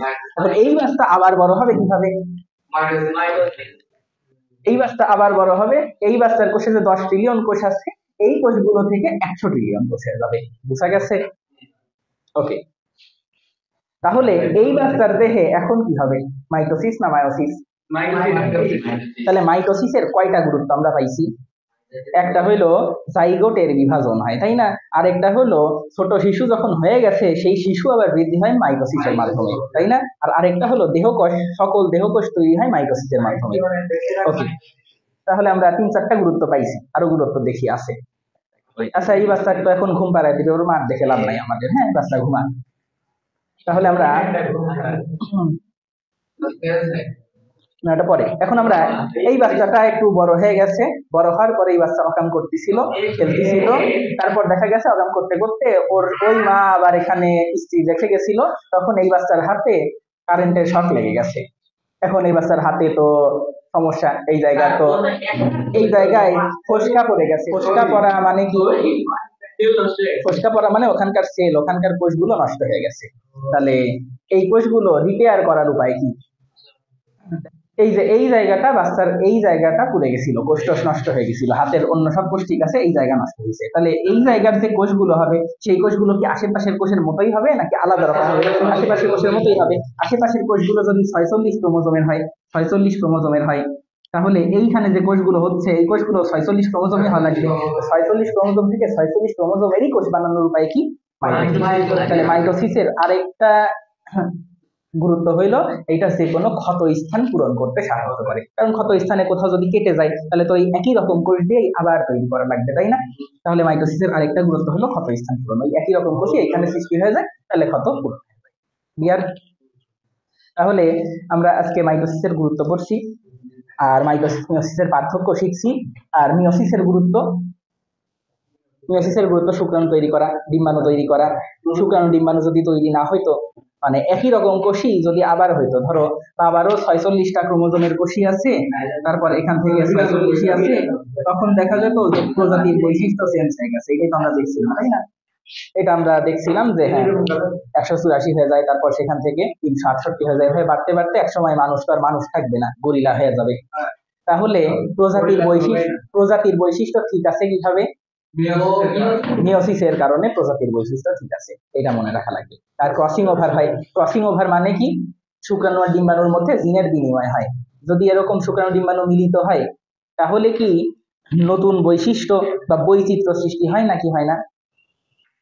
বৈচিত্র্য সৃষ্টি হয়। যদি মাইটোসিস বিভাজনই হইতো, মানে একই রকম কোষই খালি তৈরি হচ্ছে, দেহ বৃদ্ধি পাচ্ছে, তাহলে কি নতুন করে কোনো বৈশিষ্ট্য অ্যাড হচ্ছে না? কিন্তু যখন একটা ছেলের শুক্রাণু আর আরেকটা মেয়ের শুক্রাণু ডিম্বাণু একসঙ্গে মিলিত হচ্ছে, তখন দুইজনের বৈশিষ্ট্য তো পেয়ে যাচ্ছে, কারণ বৈশিষ্ট্যগুলো তো ওই শুক্রাণু ডিম্বাণুর ক্রোমোজোমের জিনের মধ্যে আছে। তাহলে এখানে বৈশিষ্ট্যের আদান প্রদান হচ্ছে, বাচ্চাটার মধ্যে বৈচিত্র্য সৃষ্টি হচ্ছে, বাচ্চা বাবার বৈশিষ্ট্য পায়, মায়ের বৈশিষ্ট্য পায়। তাহলে মায়োসিসের আরেকটা গুরুত্ব হলো বৈচিত্র্য সৃষ্টি করে। বুঝা গেছে? তো ভিডিও আমরা সবার লাস্টে দেখবো, এখন শুধু একবার এক ঝলক দেখবো, তারপর আসল জিনিস দেখবো, তারপর ভিডিও দেখলে তারপর ক্লিয়ার হবে। আগে ভিডিও থেকে বোঝালে ক্লিয়ার হবে না। আগে আমরা এমনি দেখি যে এইরকম একটা নর্মাল সেল থাকে, নর্মাল কোষ থাকে, এই নর্মাল কোষের মধ্যে এইটা হলো নিউক্লিয়াস, নিউক্লিয়াসের মধ্যে নিউক্লিওলাস থাকে, আরো কিছু জিনিসপত্র থাকে, নিউক্লিয়াসের মধ্যে কিছু ক্রোমাটিন থাকে, তাই না? তো যখন একটা কোষ বিভাজিত হবে, এইগুলো হলো নিউক্লিয়াসের মধ্যে ক্রোমাটিন, যখন একটা কোষ বিভাজিত হবে মানে একটা থেকে দুইটা কোষ হওয়া লাগবে, তো সেই ক্ষেত্রে নিউক্লিয়াসও তো বিভাজন হওয়া লাগবে, তাই না? নিউক্লিয়াসও বিভাজন হয়ে একটা থেকে দুইটা নিউক্লিয়াস হওয়া লাগবে। আবার নিউক্লিয়াস যদি একটা থেকে দুইটা হয় তাহলে ভেতরে যে ক্রোমাটিন সেগুলো একটা থেকে দুইটা হবে। বোঝা গেছে? প্রথমে দেখো, আগে ক্রোমাটিন গুলো যেমন ছিল এখন কি তেমন আছে না মোটা হয়ে গেছে? মোটা হয়ে গেছে। যখন এরকম ক্রোমাটিন গুলো মোটা হয়ে যায় তখন এটাকে বলা হয় ক্রোমোজোম। আগে ছিল ক্রোমাটিন, এখন মোটা হয়ে গেছে জন্য এটাকে বলা হয় ক্রোমোজোম। তো ক্রোমোজোম মোটা হয়ে গেছে। এখন নিউক্লিয়াস, আরেকটা জিনিস খেয়াল করো, এইখানে চারদিক দিয়ে নিউক্লিয়াসের পর্দা ছিল, এটা ধীরে ধীরে ধীরে ধীরে অসত্য হয়ে যাচ্ছে, বিলুপ্ত হয়ে যাচ্ছে। কেন বিলুপ্ত হয়ে যাচ্ছে? কারণ আমরা দুই পাশে দুইটা নিউক্লিয়াস তৈরি করতে চাই, এবং দুইটা নিউক্লিয়াস তৈরি করতে হলে এই ক্রোমোজোম যেগুলো আছে এগুলোও তো অর্ধেক হয়ে যাবে, তাই না? অর্ধেক হয়ে অর্ধেক ক্রোমোজোম এই পাশে যাওয়া লাগবে, অর্ধেক ক্রোমোজোম এই পাশে যাওয়া লাগবে। লাভি, তুমি কি আজকে বুঝতে পারতেছো? এখন এই অর্ধেক ক্রোমোজোমকে টেনে ওদিকে নিয়ে যাওয়া লাগে, টেনে এদিকে নিয়ে আসা লাগে। টেনে নেওয়ার জন্য ওখানে তো আল্লাহ দড়ি নাজিল করে দেয় নাই, তাই না, যে টেনে দড়ি সাহায্য চলে আসবে। তাহলে এর জন্য ওখানে আছে সেন্ট্রিওল, আর সেন্ট্রিওল থেকে কিছু তন্তু তৈরি হয়। তন্তু মানেই সুতা, তন্তু মানে সুতা। এইগুলোকে বলা হয় স্পিন্ডলের মতো আকৃতি, দেখা যায় মাকু আকৃতি, তাই বলা হয় স্পিন্ডল বা মাকু আকৃতি সুতা বা তন্তু। তো এইরকম করে কিছু, মাকু মানে মাছের মতো, ভেতরে মোটা আর দুই পাশে চিকন, এই যে এইরকম কিছু তন্তু, দুই পাশে দুইটা সেন্ট্রিওল থাকে, সেন্ট্রিওল থেকে এইরকম করে কিছু তন্তু তৈরি হতে থাকে। এই তন্তুগুলোর সাথে ক্রোমোজোম কিন্তু এখনো লাগে নাই, লাগবে এক সময়। ক্রোমোজোম গিয়ে লেগে যায়, লেগে যাওয়ার পরে এখন তো সহজ কাজ। এখন কি কাজ? দড়িগুলো কেন তৈরি হয়েছে? ক্রোমোজোমটাকে অর্ধেক করে টানার জন্য, মানে এই যে অর্ধেক করে, অর্ধেক ওদিকে অর্ধেক এদিকে যাবে, এটা অর্ধেক করে অর্ধেকটা এদিকে আর অর্ধেকটা এদিকে টানবে, তাই না? এখন যদি ধরো টানা যদি শুরু করে, তাহলে ধরো এইটাকে টান দিছে, টেনে অর্ধেকটা এদিকে আর অর্ধেকটা এদিকে যাবে, দুইটা কি সমান সমান দূরত্ব যেতে পারবে? পারবে না। তো এটা যতক্ষণে এতটুকু যাবে এটা তো এই পাশে আসতে পারবে না, এই পর্যন্ত এসে থেমে যাবে। তাহলে কি করলে দুইটাই দুই সমান সমান জায়গায় যাবে? মাঝখানে আনলে। তাহলে স্পিন্ডল তন্তু প্রথমে নিউক্লিয়াসের পর্দা নাই হয়ে গেছে যাতে এরা বের হইতে পারে, তারপরের ধাপে কি হয়েছে? স্পিন্ডল তন্তু আসছে, তারপরের ধাপে কি হয়েছে? স্পিন্ডল তন্তু বরাবর ভাগ হয়ে অর্ধেক এদিকে আর অর্ধেক এদিকে যাবে, কিন্তু তার জন্য এদের মাঝে আসা লাগবে। ওকে, তাহলে এরপরের ধাপে যে আমরা দেখবো যে মাঝে আসবে, মাঝে আসবে। হ্যাঁ, এখন দেখো এইগুলো সব ধীরে ধীরে ধীরে ধীরে ধীরে ধীরে মাঝে চলে আসছে। এখন মাঝে চলে আসার পর তো সহজ কাজ, তাই না? মাঝে যদি চলেই আসে তাহলে তো এখন অর্ধেক হয়ে অর্ধেকের দিকে অর্ধেকের দিকে, এটা অর্ধেক হয়ে অর্ধেকের দিকে অর্ধেকের দিকে, এটা অর্ধেক হয়ে অর্ধেকের দিকে অর্ধেকের দিকে, সব দুই পাশে চলে যেতে পারবে। এই যে দুই পাশে দেখো আলাদা আলাদা হয়ে অর্ধেকটা এদিকে আর অর্ধেকটা এদিকে চলে যাচ্ছে। চলে যাওয়ার সময় আবার বিভিন্ন আকৃতি হয়, ভি, এল, জে, আই, বিভিন্ন রকম আকৃতি হয়। হওয়ার পরে এই ধরো দুই পাশে চলে গেছে। এখন 2 মিনিট তো যাওয়া শেষ। এখন কি করলে দুইটা পাশে দুইটা নিউক্লিয়াস আবার তৈরি হবে? জাস্ট এর চারদিক দিয়ে নিউক্লিয়ার পর্দা যদি দিয়ে দেওয়া হয়, এগুলো তখন ক্রোমোজোম, এর চারদিক দিয়ে যদি আবার নিউক্লিয়ার পর্দা চলে আসে, নিউক্লিওলাস চলে আসে, তাহলে তো দুই পাশে দুইটা নিউক্লিয়াস আবার তৈরি পাওয়া যাবে, তাই না? তো দেখা যাবে যে এইগুলো আবার আগের মতো এরকম পেঁচায় গেছে। আর হচ্ছে আর নিউক্লিয়ার পর্দা, নিউক্লিওলাস এই যে দেখো আবার চলে আসছে হুট করে। আর কোষটা এখন মাঝখান দিয়ে এরকম করে এসে অ্যামাইটোসিস বিভাজনে যেভাবে ভাঁজ হয় সেরকম করে ভাঁজ হয়ে গেছে। তাহলে দুইটা নিউক্লিয়াস হয়ে গেছে, দুইটা কোষও হয়ে গেছে। বোঝা গেছে? তাহলে এইটা এখন আমাদের চিত্রে আঁকানো লাগবে। আমরা তো সিনেমার মতো খালি দেখলাম, কি দেখলাম? যে প্রথমে এইরকমই পেঁচানো ছিল প্রথম কোষটাই, সেইটা প্রথমে খাটো মোটা হয়েছে। এরকম পেঁচানো হলে কি সহজে আলাদা করা যাবে? আলাদা করা যাবে না, আগে খাটো মোটা হবে, তাহলে আলাদা করতে সুবিধা হবে। তো এখন আলাদা করার জন্য আবার কি লাগবে? স্পিন্ডল তন্তু লাগবে। স্পিন্ডল তন্তুর সাথে এইগুলো লেগে অর্ধেকটা ওই পাশে অর্ধেকটা এই পাশে চলে আসবে। চলে আসার পরে দুই জায়গায় আবার নতুন করে নিউক্লিয়াস তৈরি হবে, নিউক্লিয়ার পর্দা আসবে। বোঝা গেছে? তাহলে এই দুইটা কোষ হয়ে যাবে। এই প্রসেসটা এখন খালি আমাদের আঁকানো লাগবে, পরীক্ষা আসলে আঁকানো লাগবে। চলো আমরা তাহলে আঁকাই ফেলি। কেবলই আমরা দেখছি যে প্রথমে একটা নিউক্লিয়াস থেকে দুইটা নিউক্লিয়াস হয়েছে, তাই না? তারপরে সাইটোপ্লাজমটাও মাঝখান থেকে ভাগ হয়ে মাইটোসিসের মতো দুইটা কোষ আলাদা হয়েছে। তাহলে আগে কার বিভাজন হয়? নিউক্লিয়াসের বিভাজন, তাই না? এমনিতেই তো বোঝা যায়, এটা কমন সেন্স, যে একটা কোষ এরকম আছে, এইটা ধরো নিউক্লিয়াস আছে, যদি আগে সাইটোপ্লাজমের বিভাজন হইতে যায় ভিতর দিয়ে, তাহলে তো হইতেই পারবে না, কারণ ভিতরে তো নিউক্লিয়াস আছে, আমান আছে, তাই না? তাহলে আগে যদি নিউক্লিয়াসটাই বিভাজন হয়ে দুইটা নিউক্লিয়াস হয়, তারপর সাইটোপ্লাজমটা তাহলে বিভাজিত হয়ে আলাদা হয়। তাহলে আগে কিসের বিভাজন হয়? নিউক্লিয়াসের, পরে সাইটোপ্লাজমের। নিউক্লিয়াসের বিভাজনকে বলা হয় ক্যারিওকাইনেসিস। ল্যাটিন ভাষায় ক্যারিও শব্দের অর্থ নিউক্লিয়াস। তাহলে নিউক্লিয়াসের বিভাজনকে বলা হয় ক্যারিওকাইনেসিস। তারপর সাইটোপ্লাজমের বিভাজন হয়, এইটাকে বলা হয় সাইটোকাইনেসিস। এখন ক্যারিওকাইনেসিসের আবার 5টা পার্ট আছে। ক্যারিওকাইনেসিসের 5টা ধাপ আছে। প্রথম ধাপের নাম, যে কোনো ধাপকে তো বলা হয়, যে কোনো ধাপকে বলা হয় ফেজ। ফেজ মানে ধাপ না, বা দশা না। ফেজ 1, ফেজ 2, আমরা তো ফেজ মানে দশা বা ধাপ পড়েই আসছি। কি ব্যাপার, তুমি এবার 4 জন বসছো, এখানে বসো না পিছনে বসো রায়হান? 4 জন বসতেছো যে, আচ্ছা বসো, শীতের দিন। তো যে কোনো ধাপকে বলা হয় ফেজ। ক্যারিওকাইনেসিসের 5টা ধাপ আছে, 1, 2, 3, 4, 5। তাহলে 5টা ফেজ, এইটা একটা ফেজ, এইটা একটা ফেজ, এইটা একটা ফেজ, এইটা একটা ফেজ, এইটা একটা ফেজ, তাই না? এখন এর মধ্যে যেটা প্রথম ধাপ, শুরুর ধাপ, প্রো মানে আদি না বা শুরু না, সেজন্য প্রথম ধাপকে বলা হয় প্রোফেজ। প্রথম ধাপের নাম তাহলে হবে প্রোফেজ। শেষ, শেষের ল্যাটিন টার্ম কি? গরুর শেষ প্রান্তকে কি বলে? লেজের ইংরেজি কি? এই। তো শেষের প্রান্তের নাম হলো, শেষের ধাপের নাম হলো টেলোফেজ। মাঝখানে আছে, মেটা মানে হলো মাঝে, সেই জন্য এই ধাপটার নাম হলো মেটাফেজ। মাঝের ধাপ মেটাফেজ। মেটাফেজের আগে আছে, আগে মানে কি কেবলই শিখলাম আমরা প্রো, তাহলে মেটাফেজের আগে আছে, এই জন্য এটার নাম হবে প্রো, মানে আগে, তার আগে, মেটাফেজের আগে, প্রো মেটাফেজ। একটা বাদ থাকে, এটার নাম হলো অ্যানাফেজ।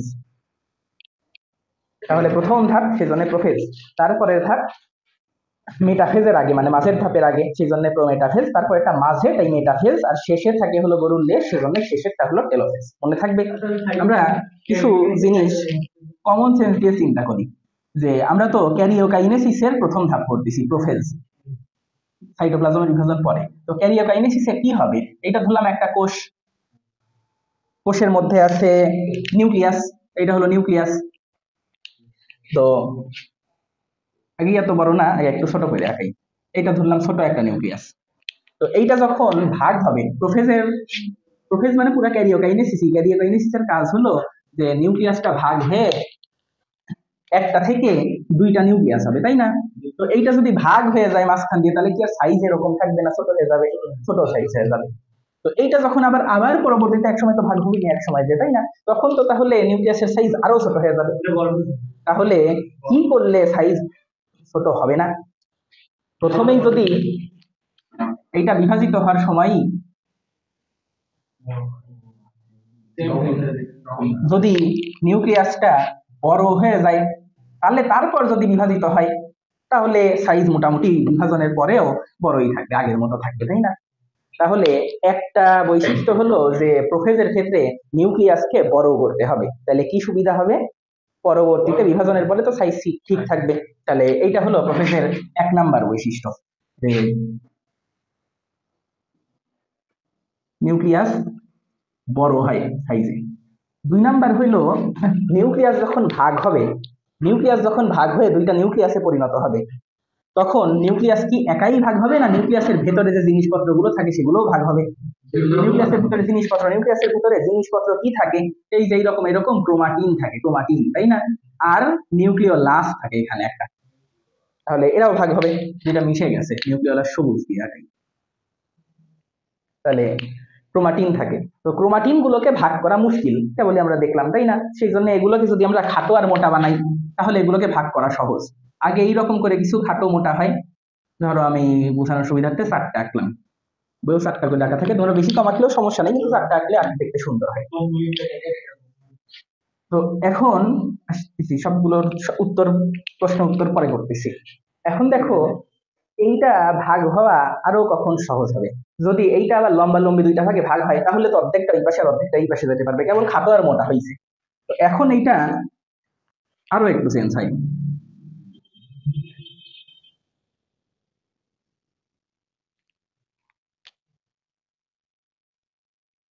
চেঞ্জ হয়ে এইরকম ডাবল ডাবল হয়। তোমরা কি পার্থক্য বুঝতে পারছো? এইরকম হয় কেন? কারণ এইবার যদি এইটা মাঝখান দিয়ে ভাগ হয়ে যায়, এই যে মাঝখান দিয়ে ভাগ হয়ে অর্ধেকটা ওদিকে আর অর্ধেকটা এদিকে যাওয়া সম্ভব। সেই জন্য ক্রোমোজোম ওই দিক দিয়ে না, এই দিক দিয়ে ভাগ হবে তো স্পিন্ডযন্ত্রের সাথে, কারণ এটা আবার ঘুরে যাবে ভাগার সময়। আচ্ছা যাই হোক, যদি এদিক দিয়েও ভাগ হয়, তাও তো তাহলে এক পাশে তো দুইটা করে থাকা লাগবে ক্রোমোজোম হতে হইলে। হ্যাঁ, তাহলে অর্ধেকটা যাতে চলে যেতে পারে, এরকম থাকলে তো একটা হয়ে যাবে, তখন তো আর পুরা ক্রোমোজোম হইলো না। বোঝা গেছে? তাহলে ভাগ হয়ে যাতে যেতে সুবিধা হয়, সেজন্য এইটা লম্বা লম্বি দুইটা ভাগে ভাগ হয়। তাহলে প্রত্যেকটা দুইটা ভাগে ভাগ হবে, এটাও হবে, তার পাশে যেটা ছিল এটাও হবে, তার পাশে যেটা ছিল এটাও হবে, তার পাশে যেটা ছিল এটাও হবে। 46টা ক্রোমোজোম থাকলে 46টাই লম্বা লম্বি দুইটা ভাগে ভাগ হবে। ভাগ হওয়ার পরে, আগে তো এটার নাম ছিল ক্রোমোজোম, তাই না? ক্রোমোজোম। আর স্বাভাবিক অবস্থায় যে কোষের মধ্যে যেটা থাকে, এইটার নাম ক্রোমাটিন তন্তু, সুতার মতো। এটা কি সুতার মতো অংশ থেকে পেঁচানো? তো এইটা হলো সুতার মতো পেঁচানো থাকে, সেই জন্য এটার নাম ক্রোমাটিন তন্তু। আর যখন এটা এরকম খাটো মোটা আলাদা আলাদা হয়ে যায়, সুতার মতো আর নাই, তখন নাম হয় ক্রোমোজোম।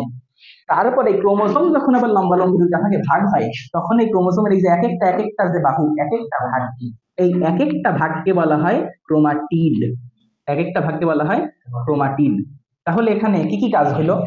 নিউক্লিয়াস বড় হইলো, ক্রোমাটিন গুলো খাটো মোটা হয়ে ক্রোমোজোম হইলো, এবং ক্রোমোজোম গুলো আবার আবার দুইটা ভাগে ভাগ হয়ে হয়ে ক্রোমাটিডে পরিণত হয়েছে। এটা প্রফেসর আরেকটা ধাপ।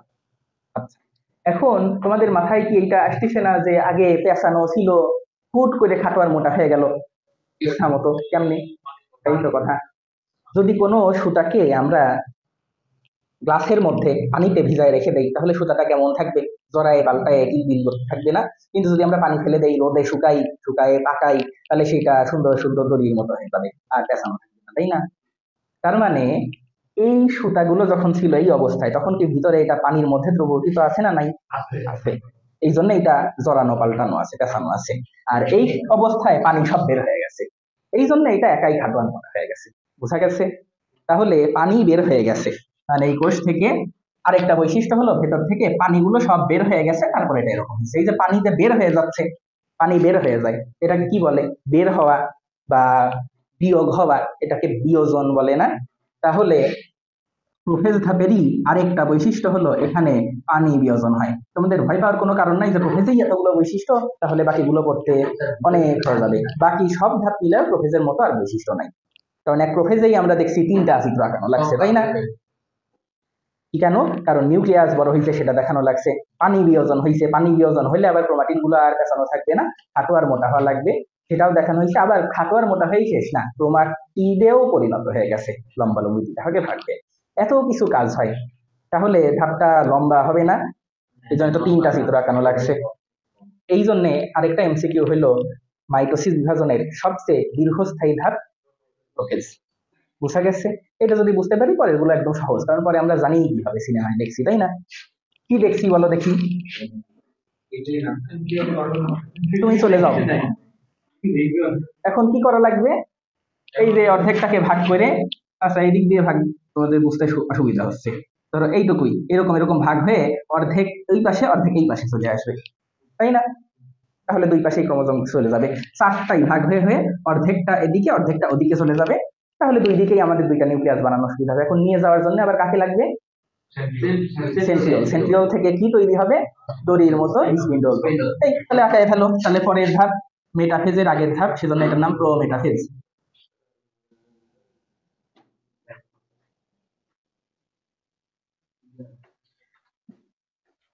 তাহলে প্রোমেটাফেজ ধাপে স্পিন্ডল তন্তু তৈরি হবে, বললাম স্পিন্ডল তন্তু।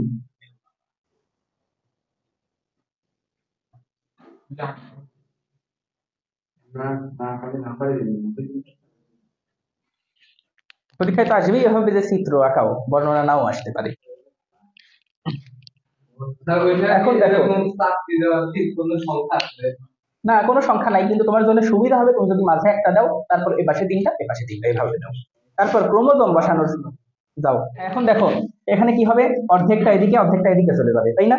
ওকে, তাহলে অর্ধেকটা ওদিকে অর্ধেকটা ওদিকে যাওয়ার জন্য এই জায়গায় স্পিন্ডল তন্তু আসছে, স্পিন্ডল তন্তুর সাথে ক্রোমোজোমের এই সেন্ট্রোমিয়ার গুলো যে লেগে যাবে। এখন আবার সেন্ট্রোমিয়ার গুলো কোথায় দিব? যে কোনো ত্রায় তুমি দিতে পারো, কিন্তু সুবিধা হয় যে আমরা এই যে মাঝেরটায় দিব না, 4টা ক্রোমোজোম আছে, তার মধ্যে 2টা এখানে দিব, এখানে একটা, তারপরেরটায় ধরো একটা, আবার এটা ফাঁকা রাখবো, আবার এখানে ধরো একটা দিব, এখানে একটা দিব, আবার এই পাশেরটা ফাঁকা রাখবো। এই জন্য আমরা 6টা করে দিতে বলছি, যে মাঝে একটা আঁকাতে আঁকাতে আঁকাতে হয়ে যাবে। আমি তো এই চিত্র আজকে মনে হয় 100তম বার আঁকাচ্ছি, হ্যাঁ, পড়াতে পড়াতে, তাহলে হয়ে যাবে। তবে আমি ছাত্র জীবনেই 10-15 বার আঁকাইছি, এইটা তুমি তো এখনো 10-15 বার আঁকাও নাই, তাই না? এইসব গল্প করবো এক সময়, এখন এটা শেষ করি। প্রোমেটাফেজ হাতে তোমরা কি আঁকাচ্ছো? হ্যাঁ, আমার নাহিয়ান প্রশ্ন করলো, আমার ছাত্র জীবনে শখ ছিল প্রথমে যে আমি বাসের সুপারভাইজার হব। আমার তো এই লাবিব গল্প শুনলো, আমার নানুদের বাসের ব্যবসা আছে, তো আলহামরা পরিবহন, আলহামরা পরিবহন নাম শোনো নাই তোমরা? দেখো নাই? তো হ্যাঁ, তো আমি ভাবতাম যে কিছু যদি করতে না পারি জীবনে, পড়াশোনা তো কিছু বুঝি না, ক্লাস 6-এ 7-এ আমার রোল ছিল হলো কত জানি রোল 22 না 23, শহীদুল স্যার খুব রাগ করছিল যে আমি ভাবছিলাম অনেক ভালো হবে, এত খারাপ করলা কেন এই সেই। তারপরে এরকম সব সময় এরকম এই 20-22-25-এর আশেপাশে এইরকম টাইপের রোল। তো যদি সেকশনেই বিষয়, তাহলে তো 4 সেকশন মিলে 80 রোল হয়, তাই না? তাহলে তো কিছু আর করে খাওয়াটাও হবে না জীবনে। তো সবচেয়ে ভালো উপায় হলো, দেখলাম যে সুপারভাইজারের সিস্টেম জানো, একবার যদি পাবনা থেকে ঢাকা যায়, পাবনা তো না, আমাদের বেড়া থেকে ঢাকা গেলে আর আসলে 1 ট্রিপ ধরা হয়, তো 1 ট্রিপে সুপারভাইজার 1200 টাকা হয়, এরকম হয়। হ্যাঁ, না সরি, 2 ট্রিপে 1200 পায়, 1 ট্রিপে 600 টাকা এরকম হয়। হ্যাঁ হ্যাঁ হ্যাঁ, এইরকম। তো সেই হিসাবে তো সুপারভাইজারের মাসে মোটামুটি একটা হ্যান্ডসাম অ্যামাউন্ট হয়ে যায়, 15-20 হাজার টাকার মতো হয়, তো এটা দিয়ে তো মোটামুটি চলাই যাবে, আর আমার বাপ মা তো কিছু করে রাখছে, আমার তো বাড়ি ঘর করা লাগবে না, এটা একটা ভালো জিনিস মনে হয়। আর আমার জার্নি করতে ভালোই লাগতো, তাহলে এনজয়ও করা যাবে, সারাদিন জার্নি করবো আর মাঝখান দিয়ে টাকাও পাবো। না, সুপারভাইজারের বেতন বেশি, কাছাকাছি, হেল্পারের সবচেয়ে কম। এটা সেই ক্লাস 6-7-8 এর ঘটনা, যখন ছোট আমি, 8 না 6-7 5-6-7 এরকম সময় ভাবতাম যে এটাই হইলে ভালোই হয় এরকম। তারপর যখন 9-10-এ উঠলাম, দেখলাম যে না, এখন তো মোটামুটি ভালোই পারতেছি, আগে যারা 1-2-3 রোল হইতো তারা তো নাই, খুঁজেই পাওয়া যাচ্ছে না, ঝরে পড়ছে। ধরো এই বিভিন্ন কাজে তো মানুষ তখন বিজি হয়ে পড়ে, তাই না? ডিউটির পেছনে ডিউটি দিতেই টাইম চলে যায়। তো দেখতাম যে হ্যাঁ, তারা চলে গেছে, এখন তো তাহলে আমি মোটামুটি এখন তো ভালোই পাচ্ছি, 10-এর মধ্যে মোটামুটি থাকি, 10-12 এরকম। তাও তো বুয়েট টুয়েট মেডিকেল টেডিকেল করতে পারবো না, কারণ সম্ভব তো না।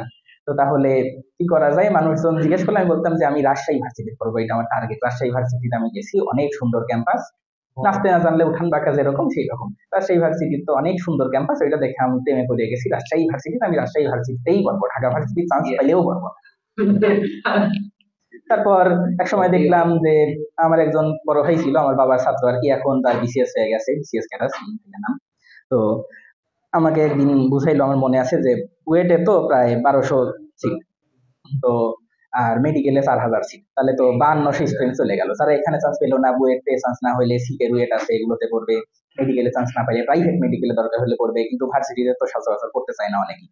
তাহলে এরকম করে ধরো আরো তো 7-8 হাজার বা 10,000 স্টুডেন্ট চলে গেল। তাহলে আমি যদি বাংলাদেশে 10,001তম হই, তাহলে তো আমি মোটামুটি ঢাকা ভার্সিটির চান্স পাইতে পারি, রাজশাহী পড়া লাগবে কেন, তাই না? তখন চিন্তা করলাম যে তাহলে এইটা বলা যায় মানুষকে আরো ভালো, যে আমার ডাক্তার হইতেও ভালো লাগে না, ইঞ্জিনিয়ার হইতেও ভালো লাগে না, তাহলে আমি ঢাকা ভার্সিটিতেই পড়বো, আমার টার্গেটই ঢাকা ভার্সিটি। এই জন্য আমি বুয়েট মেডিকেলে পরীক্ষাই দেবো না, সে পরীক্ষা দিয়ে চান্স না পেলে মান সম্মানের ব্যাপার, তাই না? তারপর যখন কোচিং টোচিং করতে গেলাম, ইন্টারমিডিয়েটে উঠে, তখন আমার আম্মার খুব ইচ্ছা যে মেডিকেলে, ঢাকা ভার্সিটিতে পড়লেও তো মেডিকেলে কোচিং তো করাই যায়, মেডিকেলে কোচিং করে ঢাকা ভার্সিটিতে পরীক্ষা দেবো, বুয়েটে পরীক্ষা দেওয়া লাগবে না। তো বুয়েটে শেষ পর্যন্ত পরীক্ষা দেওয়াতেই পারলো না আমার আম্মা, দেই নাই আমি বুয়েটে পরীক্ষা। তো মেডিকেলে কোচিং যেহেতু করলাম, তারপর মেডিকেলে পরীক্ষা দিলাম, এদিকে চান্স হয়েও গেল। ওদিকে ঢাকা ভার্সিটিতে পরীক্ষা দিলাম, ঢাকা ভার্সিটিতে কয় ইউনিটে আমি কিছুতেই পরীক্ষা দেবো না ঢাকা ভার্সিটিতে। তখন আর ভাবলাম যে ভালো করে তো ম্যাথ ট্যাথ করা হয় নাই, পরীক্ষা দিয়ে যদি চান্স না পাই তাহলে তো আবার ওই যে গায়ে মার্কা লেগে যাবে। পরে যে পরীক্ষা দিলাম কয় ইউনিটে, আর মেইনলি ঘ ইউনিটের প্রিপারেশন নিয়েছিলাম। ঘ ইউনিটের তো বাংলা ইংরেজি আর জিকে আছে, জানোই তোমরা। বাংলা ইংরেজি জিকে মোটামুটি ভালোই পারতাম, করলে চান্স হয়ে যায়। তো তারপর দেখলাম কয় ইউনিটেও চান্স পাইছি, ঘ ইউনিটেও চান্স পাইছি, এদিকে আবার মেডিকেলেও হয়ে বসে আছে। তখন আবার কেস উল্টে গেল, মানে তখন আমি বললাম ও, এর মধ্যে আবার আর্ম ফোর্সেস মেডিকেল কলেজে পরীক্ষা হইলো, ওখানে আমার পজিশন 40-এর মধ্যে ছিল। হ্যাঁ, তো এফএমসি তে 40-এর মধ্যে ছিলাম। আর ওইখানে আবার উপরে কিছু ইন্টারনাল সব যেহেতু রেকর্ড হচ্ছে, ইউটিউবে যাবে না বলাই ভালো, ভিতরে ভিতরে কিছু কাহিনী থাকে, ওই সব না, এগুলো জানুক সবাই, সমস্যা নেই। তো এইসব প্রসেসও করা হয়ে গেছিল, মানে আমি এরকম ছিলাম যে ওখানে যে মোটামুটি ভাইবা টাইবা অ্যাটেন্ড করলে এফএমসি টা হয়ে ডিক্লাই, আইসিএসবি টাইসিএসবি তে আউট যাওয়ার সম্ভাবনা কম, এরকম কিছু সিস্টেম ছিল।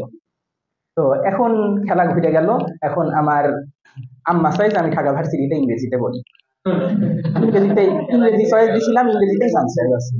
আমি 253তম ছিলাম সারা বাংলাদেশে।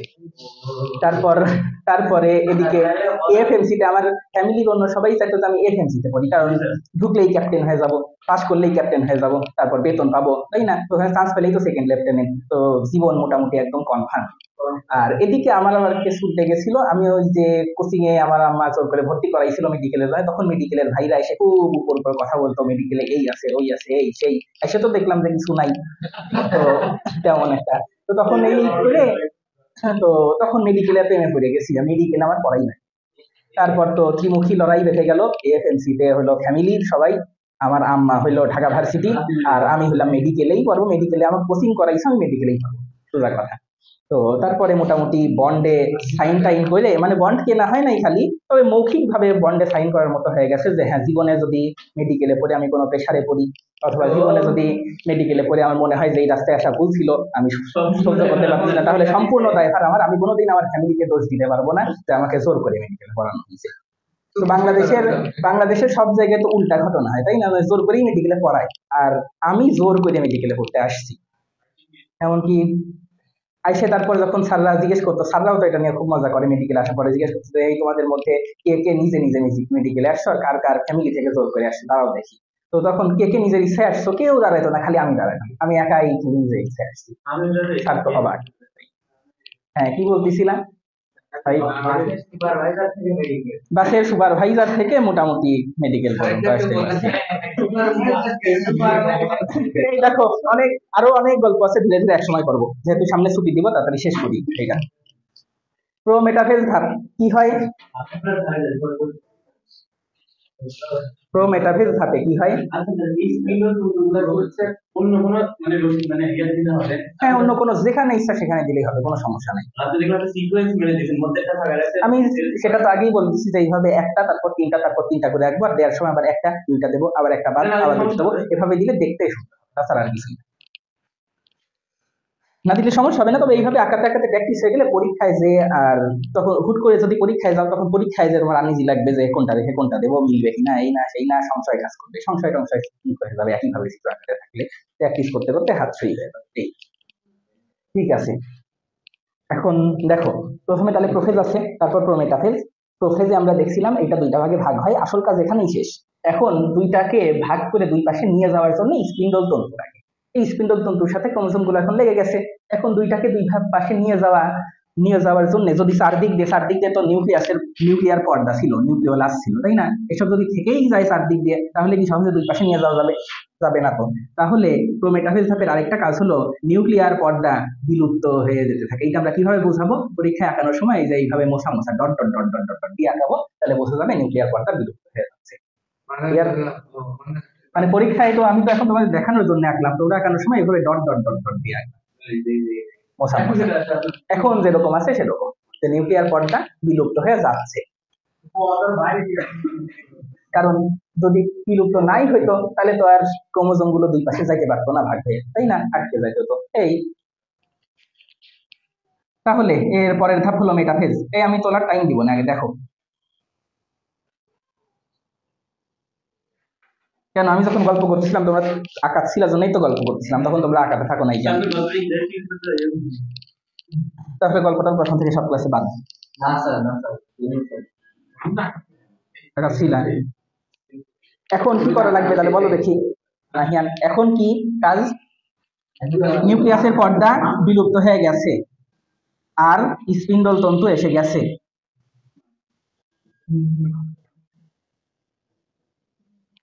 তাহলে ক্রোমোজোম গুলো দুইটা ভাগে যেতে পারবে, কিন্তু দুইটা তো ওই যে আমরা দেখছিলাম যে এখান থেকে যদি ভাগ হয় তো দুইটা তো সমান সমান যাবে না।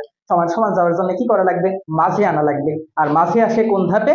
যে ধাপের নামই মেটা মানেই তো মাঝে।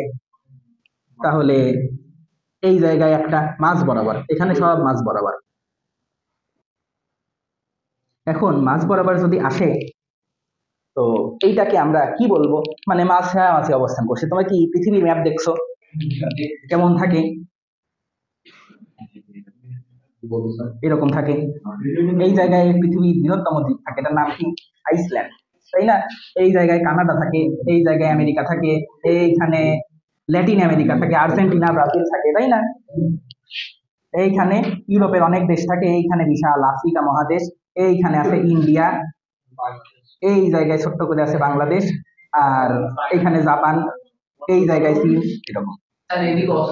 আর এই জায়গায় থাকে এইরকম অস্ট্রেলিয়া, তাই না? নিচে থাকে অ্যান্টার্কটিকা, উপরে থাকে উত্তর আমেরিকা। এখন ম্যাপের এই যে এই দুইটা উত্তর আমেরিকা দক্ষিণ আমেরিকা, এই দুইটাকে বলা হয় উত্তর মেরু দক্ষিণ মেরু, বা ক্লাবিক জিওগ্রাফি সেই পারে, তাই না? তো এইটাকে উত্তর মেরু, এটাকে দক্ষিণ মেরু বলে। আর মাঝের অঞ্চলটাকে কি বলে? বিষুবীয় অঞ্চল বলে। মাঝের অঞ্চলটাকে বিষুবীয় অঞ্চল, আর একদম মাঝের যে রেখাটা, এই রেখাটাকে বলা হয় বিষুব রেখা, মূল মধ্যরেখা। তাহলে স্পিন্ডল যন্ত্রকে যদি আমরা এইটার সাথে তুলনা করি, তাহলে স্পিন্ডল যন্ত্রের মেরু কোনটা? এইটা একটা মেরু, এইটা হলো উত্তর মেরু, এইটা হলো দক্ষিণ মেরু। আর ম্যাপের যেরকম মাঝের অঞ্চলটা হলো বিষুবীয় অঞ্চল, তাহলে স্পিন্ডল যন্ত্রের এই অঞ্চলটা বিষুবীয় অঞ্চল, বিষুবীয় অঞ্চল। তাহলে এটাকে আমরা ম্যাপের ভাষায় কি বলতে পারি? ক্রোমোজোম গুলো কোন অঞ্চলে থাকে? বিষুবীয় অঞ্চলে আসে, তাই না? আর এরপর ভাগ হয়ে যাবে কোন দিকে? অর্ধেক উত্তর মেরুর দিকে, অর্ধেক দক্ষিণ মেরুর দিকে, মানে দুই ভাগ দুই বিপরীত মেরুর দিকে চলবে। অ্যানাফেজ ধাপের বর্ণনা লেখার সময় আমরা সেইভাবে লিখবো তাহলে, ওকে? এখান থেকে আর একটা এমসিকিউ আছে, যে ক্রোমোজোম গুলো তো খাটো মোটা হইতেই থাকে, তাই না? সর্বোচ্চ খাটো কোথায় হবে? প্রোফেজের চেয়ে প্রোমেটাফেজে গিয়ে একটু বেশি খাটো হবে, প্রোমেটাফেজের চেয়ে মেটাফেজে গিয়ে আরো খাটো হবে, অ্যানাফেজে গিয়ে কি আরো খাটো হবে না? ভাগই হয়ে যাবে, আর তো খাটো হবে না। তাহলে মেটাফেজেই সর্বোচ্চ খাটো। তাও যদি মনে না থাকে তাহলে আমরা মনে রাখবো ওই যে মেটা মানেই হলো মোটা, সবচেয়ে মোটা আর সবচেয়ে খাটো হয় মেটাফেজ, তো মানে আদি। ও আচ্ছা, প্রোফেস থেকে আর কি মনে রাখবো, এইটুকুই তো। তাহলে এখন তো কাজের কাজ সব শেষ, তাই না? এখন খালি এই যে মাঝখান দিয়ে ভাগ হবে, ভাগ হবে, ভাগ হবে, ভাগ হয়ে অর্ধেকটা এদিকে যাবে, অর্ধেকটা এদিকে আসবে, অর্ধেকটা এদিকে যাবে, অর্ধেকটা এদিকে শেষ। না, আমি তোমাদের বোঝানোর জন্য দিচ্ছি, পাগল নাকি? একটা কিছু তুমি এই যে আমি বোঝানোর জন্য যা গাইছি এসব আঁকলেই স্যার দেখবে আরে এটা তো বইয়ের সাথে মিলে নাই হুবহু, তাহলে কাটা দিই, তাই না? বায়োলজি স্যাররা তো এরকমই হয়, ওই মুখস্থ করে এসে কও, তাহলে পাস, না হলে ফেল। মেটাফেজ, তারপর প্র্যাকটিক্যালে তো আমি ফেল হইছি কেন? কিছু পারি না। যে বললো যে মানবান ভাই শিখাইছিল এরকম।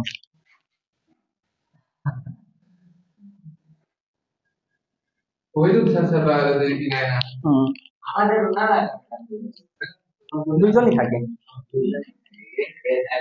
মেইনটা কি? আচ্ছা, এখন দেখো এনাফেজ ধাপে গিয়ে তাহলে আমরা কি করব? এইটাই আলাদা করে অর্ধেকের দিকে অর্ধেকের দিকে দিব। ওই স্পিন্ডল তন্তু আবার একইভাবে আঁকবো, একটা, তারপর এখানে দুইটা, তারপর এখানে তিনটা, এখানেও এক, এখানেও দুই, এখানেও তিন। আলাদা করে আঁকলেও হবে, কিন্তু আমি বোঝানোর আঁকানোর সুন্দর বৃদ্ধিকরণে এভাবে আঁকাচ্ছি।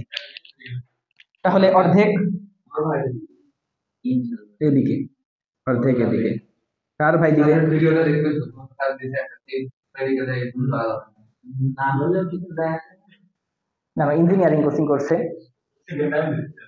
ও, এখন কোথায় পড়ে? ও, মানে গুচ্ছাও তো সেকেন্ড টাইম আছে, গুচ্ছাও দিবে। আর শুধু মেডিকেল যদি হয় তাহলে তো কুয়েটে দিছে। ও, কুয়েটে সেকেন্ড টাইম মানে। ও হ্যাঁ, এতদিন তো সিকে রয়েছে ছিল। আচ্ছা, এখন দেখো, এখন তাহলে ক্রোমোজোম গুলো দুইটা আলাদা আলাদা ভাগে চলে গেছে, তাই না? তো এই জায়গাগুলোতে কি আর স্পিন্ডল তন্তুর দরকার আছে? এটাও আমরা তখন দেখছিলাম যে স্পিন্ডল তন্তুও ধীরে ধীরে নাই হয়ে যায়, তাই না? এটাও আমরা বোঝানোর ক্ষেত্রে এই যে এরকম dot dot dot dot dot dot দিয়ে দিতে পারি, মানে এইসব জায়গায় স্পিন্ডল তন্তু নাই হয়ে গেছে। আবার না দিলেও সমস্যা নাই, স্যার কাটবে না। তাহলে এরপরের ধাপ একদম সহজ। এখন টেলোফেজ ধাপ একদম সহজ। বাকিগুলোর মধ্যে একটা দিচ্ছ। হ্যাঁ, এটাই তো বললাম যে প্রোফেজ বুঝলে বাকিটুকু ওয়ান টু। এখন তাহলে দুই ধাপে দুই দুই পাশে এই ক্রোমোসোম গুলো চলে গেছে। তোমরা কি আদৌ বুঝতেছো নাকি খালি তুলছিছো?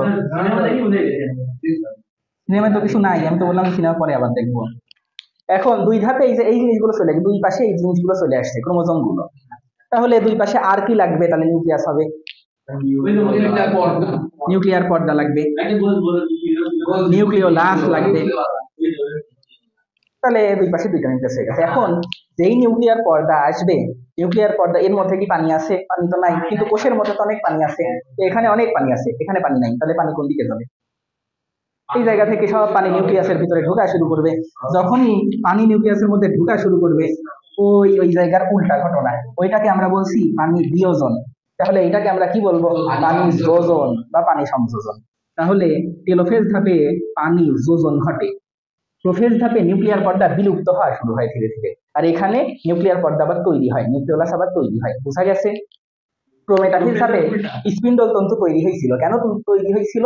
ক্রোমোজোম গুলোকে টেনে আলাদা করে দুইটাকে দুই পাশে নিয়ে যাওয়ার জন্য। তো টেনে আলাদা করে দুই পাশে কি দুইটাকে নিয়ে যাওয়া শেষ? শেষ।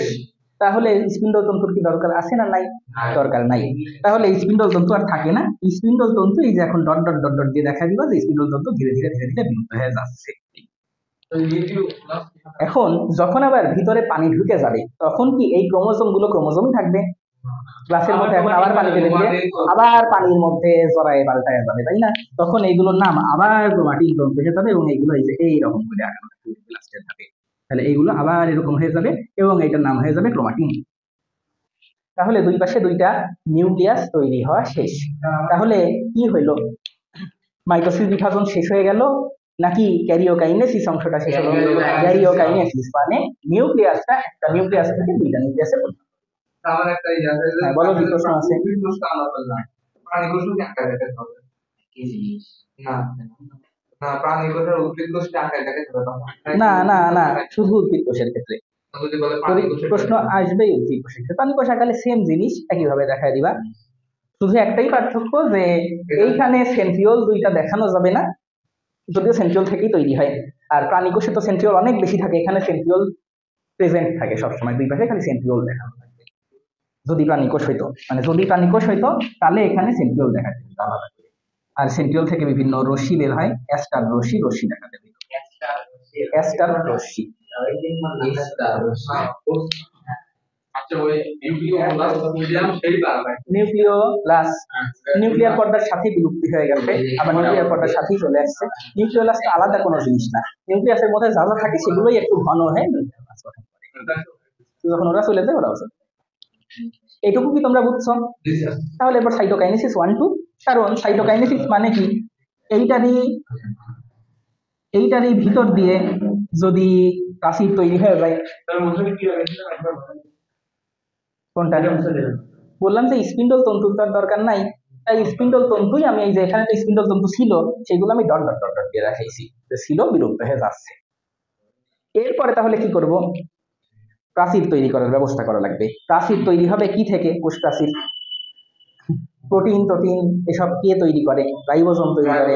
রাইবোজোম কার সঙ্গে থাকে? কোন অঙ্গাণুর সাথে? এন্ডোপ্লাজমিক জালিকার সাথে। সব আমরা তৃতীয় অধ্যায়ে আবার দেখবো। তো এই জায়গায় এন্ডোপ্লাজমিক জালিকার কিছু অংশ এসে এসে এসে এসে এসে এসে জমা হয়, কারণ এর মধ্যেই তো প্রোটিন টোটিন সবকিছু আছে। কোষ প্রাচীরে তৈরি করতে যে যে উপাদান লাগবে সেগুলো তো এন্ডোপ্লাজমিক জালিকাই তৈরি করে। তো এইগুলো এসে এরকম করে জমা হয়েছে কেবল।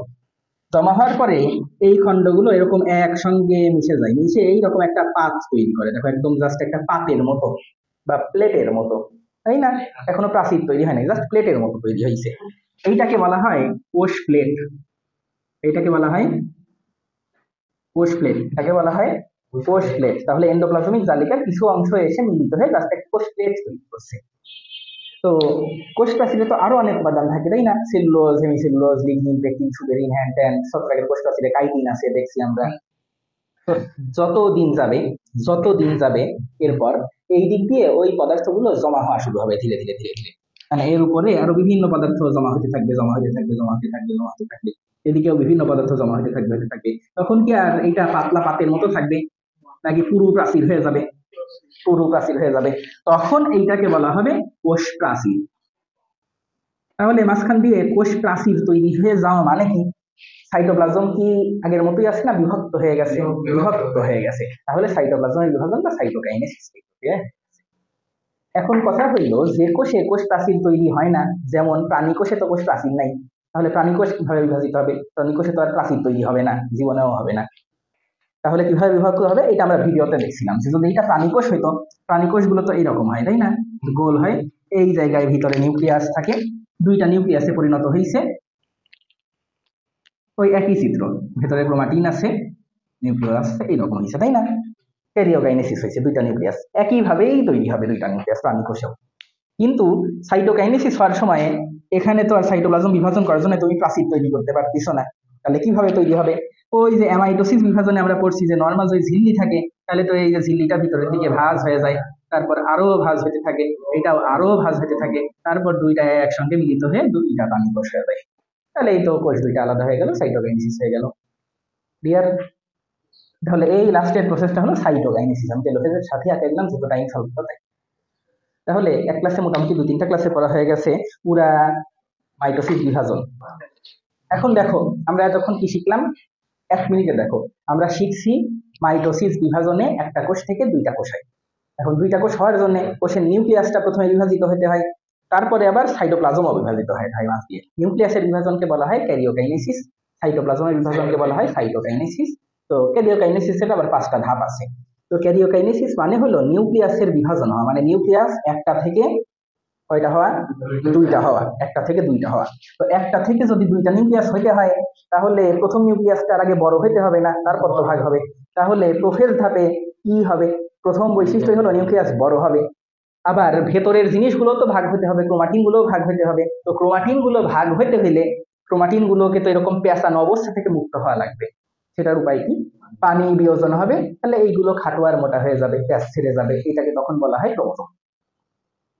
আর ক্রোমোজোম গুলো আবার লম্বা লম্বি দুইটা ভাগে ভাগ হয়, তখন এদেরকে বলা হয় ক্রোমাটিন। কেন ভাগ হয়? যাতে এই যে অর্ধেকটা এক মেরুর দিকে, অর্ধেকটা অন্য মেরুর দিকে আসতে পারে পরে। এইটুকুই প্রোফেজ ধাপ, তাই না? এইটাই সবচেয়ে বড় ধাপ, এটাই মনে রাখা একটু টাফ। শুধু এইটা, এই 3টা জিনিসই মনে রাখা লাগবে। নিউক্লিয়াস বড় হয়, পানি বিয়োজন হয়, পানি বিয়োজন হলে ক্রোমাটিন গুলো ক্রোমোজোমে পরিণত হয়, তারপর ক্রোমাটিনে পরিণত হয়। ক্লিয়ার? তারপর টুকু তো আমরা জানি প্রোমেটাফেজ ধাপে গিয়ে এইটুকুকে অর্ধেকটাকে এদিকে আর অর্ধেকটাকে এদিকে নিয়ে যাওয়ার জন্য এখানে স্পিন্ডল তন্তু লাগবে। তাহলে স্পিন্ডল তন্তু চলে আসবে, স্পিন্ডল তন্তুর সাথে ক্রোমোজোমের সেন্ট্রোমিয়ার গুলো যুক্ত হবে। এখন এইটুকু আমরা সবাই বুঝতে পারছি, এখানে একটা জিনিস এক্সট্রা করে মনে রাখা লাগবে, সব স্পিন্ডল তন্তুর সাথে কি ক্রোমোজোম যুক্ত হয়েছে? হয় নাই। যে তন্তুগুলোর সাথে ক্রোমোজোম যুক্ত হয়, যেমন এই যে এই তন্তুটা এইটার সাথে যুক্ত হয়েছে, তাই না? এইটাকে বলা হয় ট্র্যাকশন তন্তু। ট্র্যাকশন মানে হলো আকর্ষণ, ট্র্যাকশন তন্তু বা আকর্ষণ তন্তু। যার সঙ্গে যুক্ত হয় না তাকে বলা হয় নন ট্র্যাকশন তন্তু। এই ট্র্যাকশন মানে আকর্ষণ, যে তন্তুর সঙ্গে সেন্ট্রোমিয়ার গুলো যুক্ত হয়, যেমন এইটা এটার সঙ্গে যুক্ত হয়েছে, এটার সঙ্গে যুক্ত হয়েছে, এগুলোকে বলা হয় ট্র্যাকশন। না, যে কোনোটার সাথেই যুক্ত হতে পারে। আমি শেষ করি। প্রোমেটাফেজ ধাপের পরে মেটাফেজ ধাপ, মেটাফেজ ধাপে গিয়ে আমরা এখানে দেখছিলাম যে যুক্ত হয়ে গেছে, কিন্তু এখন যদি বিভক্ত হয় তাহলে তো দুইটা সমান সমান দূরত্বে যাবে না, দুই মেরুতে যাবে না, তাহলে কি করলে যাবে? মাঝামাঝি আসলে, মাঝামাঝি আসে মাঝের ধাপে, আমরা এইভাবে মনে রাখবো। সেই জন্য মাঝের ধাপের নাম হলো মেটাফেজ, মেটা মানে মাঝ। আর এইখানে এসে ক্রোমোজোম গুলো মাঝে অবস্থান করে, মাঝের অঞ্চলকে আমরা বলি বিষুবীয় অঞ্চল। তাহলে মেটাফেজ ধাপে বলতে হবে ক্রোমোজোম গুলো বিষুবীয় অঞ্চলে অবস্থান করে, এবং বিষুবীয় অঞ্চলে অবস্থান করার সময় ক্রোমোজোম গুলো সবচেয়ে খাটো সবচেয়ে মোটা হয়, আমরা মনে রাখবো মেটাফেজ, তাই সবচেয়ে মোটা সবচেয়ে খাটো। এখন তো সবকিছু শেষই, এখন খালি ভাগ হবে, ভাগ হয়ে অ্যানাফেজ ধাপের ক্ষেত্রে অর্ধেক উত্তর মেরুর দিকে যাবে, অর্ধেক দক্ষিণ মেরুর দিকে যাবে। এই সময় ক্রোমোজোম গুলোতে বিভিন্ন আকৃতি দেখা যাবে, যেমন এইটা ধরো ভি আকৃতির, আবার যদি একটা ধরো এই মাথা একটু ছোট থাকে তখন এটা দেখতে এল আকৃতির হবে, যদি এই মাথাটা আরো ছোট থাকে তখন এটা দেখতে উল্টা জে, জে এর মতো হবে, যদি আরো ছোট থাকে তাহলে আই এর মতো হবে। ভি এল জে আই বিভিন্ন আকৃতির হবে এবং দুই মেরুর দিকে যেতে থাকে। অ্যানাফেজ ধাপে এটুকুই বৈশিষ্ট্য। টেলোফেজ ধাপে গিয়ে, টেলোফেজ ধাপে গিয়ে তো দুই পাশে চলেই গেছে, চলে যাওয়ার পরে খালি নিউক্লিয়ার পর্দা দিতে হবে, আবার নিউক্লিয়ার পর্দা চলে আসবে, নিউক্লিয়াস চলে আসবে, চলে আসলে পানি ঢোকা শুরু করবে, পানি যোজন, পানি ঢুকলে কি আর ক্রোমোজোম গুলো এরকম থাকবে? তখন আবার পেঁচায় যাবে, ক্রোমাটিনে পরিণত হবে, তাহলে বিকাশ পেঁচায় যাবে, শেষ। এখন সাইটোকাইনেসিস করা লাগবে। সাইটোকাইনেসিসের জন্য কোষ, উদ্ভিদ কোষ যদি হয়, উদ্ভিদ কোষে তো কোষ প্রাচীর থাকে, তাহলে উদ্ভিদ কোষ হলে কোষ প্রাচীর তৈরি হবে, কিসের সাহায্যে? এন্ডোপ্লাজমিক জালিকা। আর যদি প্রাণী কোষ হয়, প্রাণী কোষে তো কোষ প্রাচীর নাই, তাহলে প্রাণী কোষের উপায় হলো কোষ প্রাচীর তৈরি না হয় এটা মাঝখান দিয়ে ভাগ হয়ে তারপর দুইটা, তাহলে সাইটোকাইনেসিসও শেষ। বোঝা গেছে? সাইটোকাইনেসিস আসার চান্স খুবই কম, আসলে এই ধাপগুলোই আসতে পারে। প্রোফেজও আসার চান্স কম, প্রোমেটাফেজ, মেটাফেজ, অ্যানাফেজ এসবের চিত্র বারবার বারবার আসতে পারে। এই চিত্রগুলো বাসায় প্র্যাকটিস করবো। আজকের বাড়ির কাজ হলো, হ্যাঁ, এইখানে একটা সেল থেকেই যেভাবে দুইটা সেল হয়, কিভাবে হয় সেটা আমরা দেখছি একটু আগেই প্রোফেজ ধাপে। এইটা হলো স্বাভাবিক অবস্থার কোষ। স্বাভাবিক অবস্থাটাকে বলা হয় ইন্টারফেজ, স্বাভাবিক অবস্থাকে বলা হয় ইন্টারফেজ, ইন্টারফেজ। আর যখন কোষ বিভাজন হয় তখন তো প্রোফেজ, প্রোমেটাফেজ এইভাবে চলতে থাকে। তো এই যে ভেতরে যেগুলো পেঁচানো আছে, পেঁচানো অবস্থা, এগুলোকে বলা হয় ক্রোমাটিন।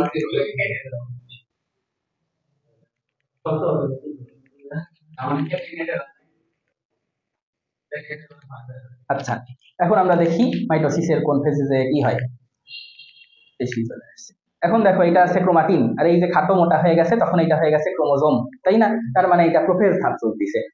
আচ্ছা, তো এখন ক্রোমোজোম গুলোকে আলাদা করা লাগবে, আলাদা করে অর্ধেকটা এই পাশে আর অর্ধেকটা এই পাশে পাঠানো লাগবে, আর সেটা আনার জন্য স্পিন্ডল তন্তু লাগবে, তাই না? তাহলে এর পরের ধাপের কাজ হলো এদিক দিয়ে স্পিন্ডল তন্তু তৈরি হওয়া। ও আচ্ছা, আরেকটা জিনিস, যদি নিউক্লিয়ার পর্দা থেকেই যায় তাহলে তো আবার দুই পাশে যেতে পারবে না, সেই জন্য নিউক্লিয়ার পর্দা দেখো ধীরে ধীরে ধীরে ধীরে ছিল আগে, কিন্তু ধীরে ধীরে ধীরে ধীরে বিলুপ্ত হয়ে যাচ্ছে, আবসা আবসা হয়ে যাচ্ছে হয়ে যাচ্ছে হয়ে যাচ্ছে, একসময় নাই হয়ে যাবে। নাই হয়ে গেলে তখন এই দুইটা অংশকে আলাদা করে দুই দিকে নিয়ে যাওয়া যাবে।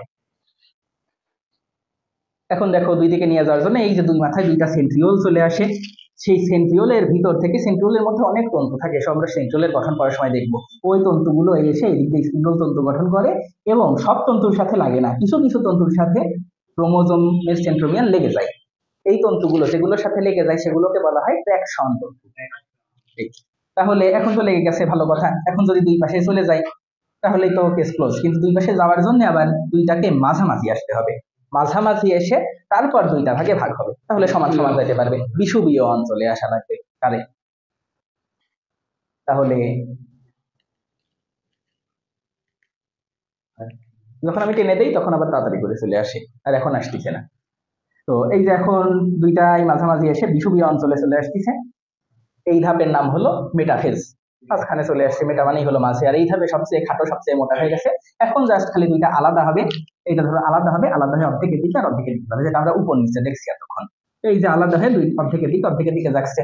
এইটা দেখো দেখতে জে এর মতো আকৃতি হয়েছে, এইটা এল এর মতো আকৃতি হয়েছে, এটা ভি এর মতো আকৃতি হয়েছে, মানে কোন বাহুটা ছোট বড় এর উপর ভিত্তি করে বিভিন্ন আকৃতি হয়। এইটা হলো অ্যানাফেজ ধাপ।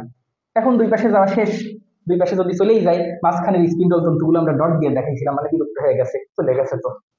আর দুই পাশে আলাদা আলাদা করে দুইটা নিউক্লিয়াসের আবির্ভাব ঘটা লাগবে তাহলে এখন, তাহলে এই দুইটা নিউক্লিয়াস তৈরি হয়ে যাবে দুই পাশে। তাহলে দুই পাশে গিয়ে ক্রোমোজোম গুলো আবার ক্রোমাটিনে পরিণত হয়েছে, স্পিন্ডল তন্তু আবার চলে গেছে, আর এই যে নিউক্লিয়ার পর্দা নিউক্লিওলাস আবার চলে আসছে, এটা টেলোফোশন। আর এইটা যেহেতু প্রাণীকোষ, কোনো কোষ প্রাচীর তো নাই সাইডে, তো সেই জন্য প্রাণীকোষে তোর কোষ প্রাচীর তৈরি হয় না আলাদা করে, মাঝখান দিয়ে অ্যামাইটোসিস বিভাজনে যেরকম হয় সেরকম মাঝখান দিয়ে ভাগ হয়ে একটা কোষ থেকে দুইটা কোষে পরিণত হয়। তাহলে সাইটোকাইনেসিসও শেষ হয়ে যায়। তাহলে ক্যারিওকাইনেসিসও শেষ, সাইটোকাইনেসিসও শেষ, একটা কোষ থেকে দুইটা কোষ হয়ে গেছে। তো এগুলো তো ওষুধের জন্য কোনো ধাপ ছিল না। এই ভিডিওতে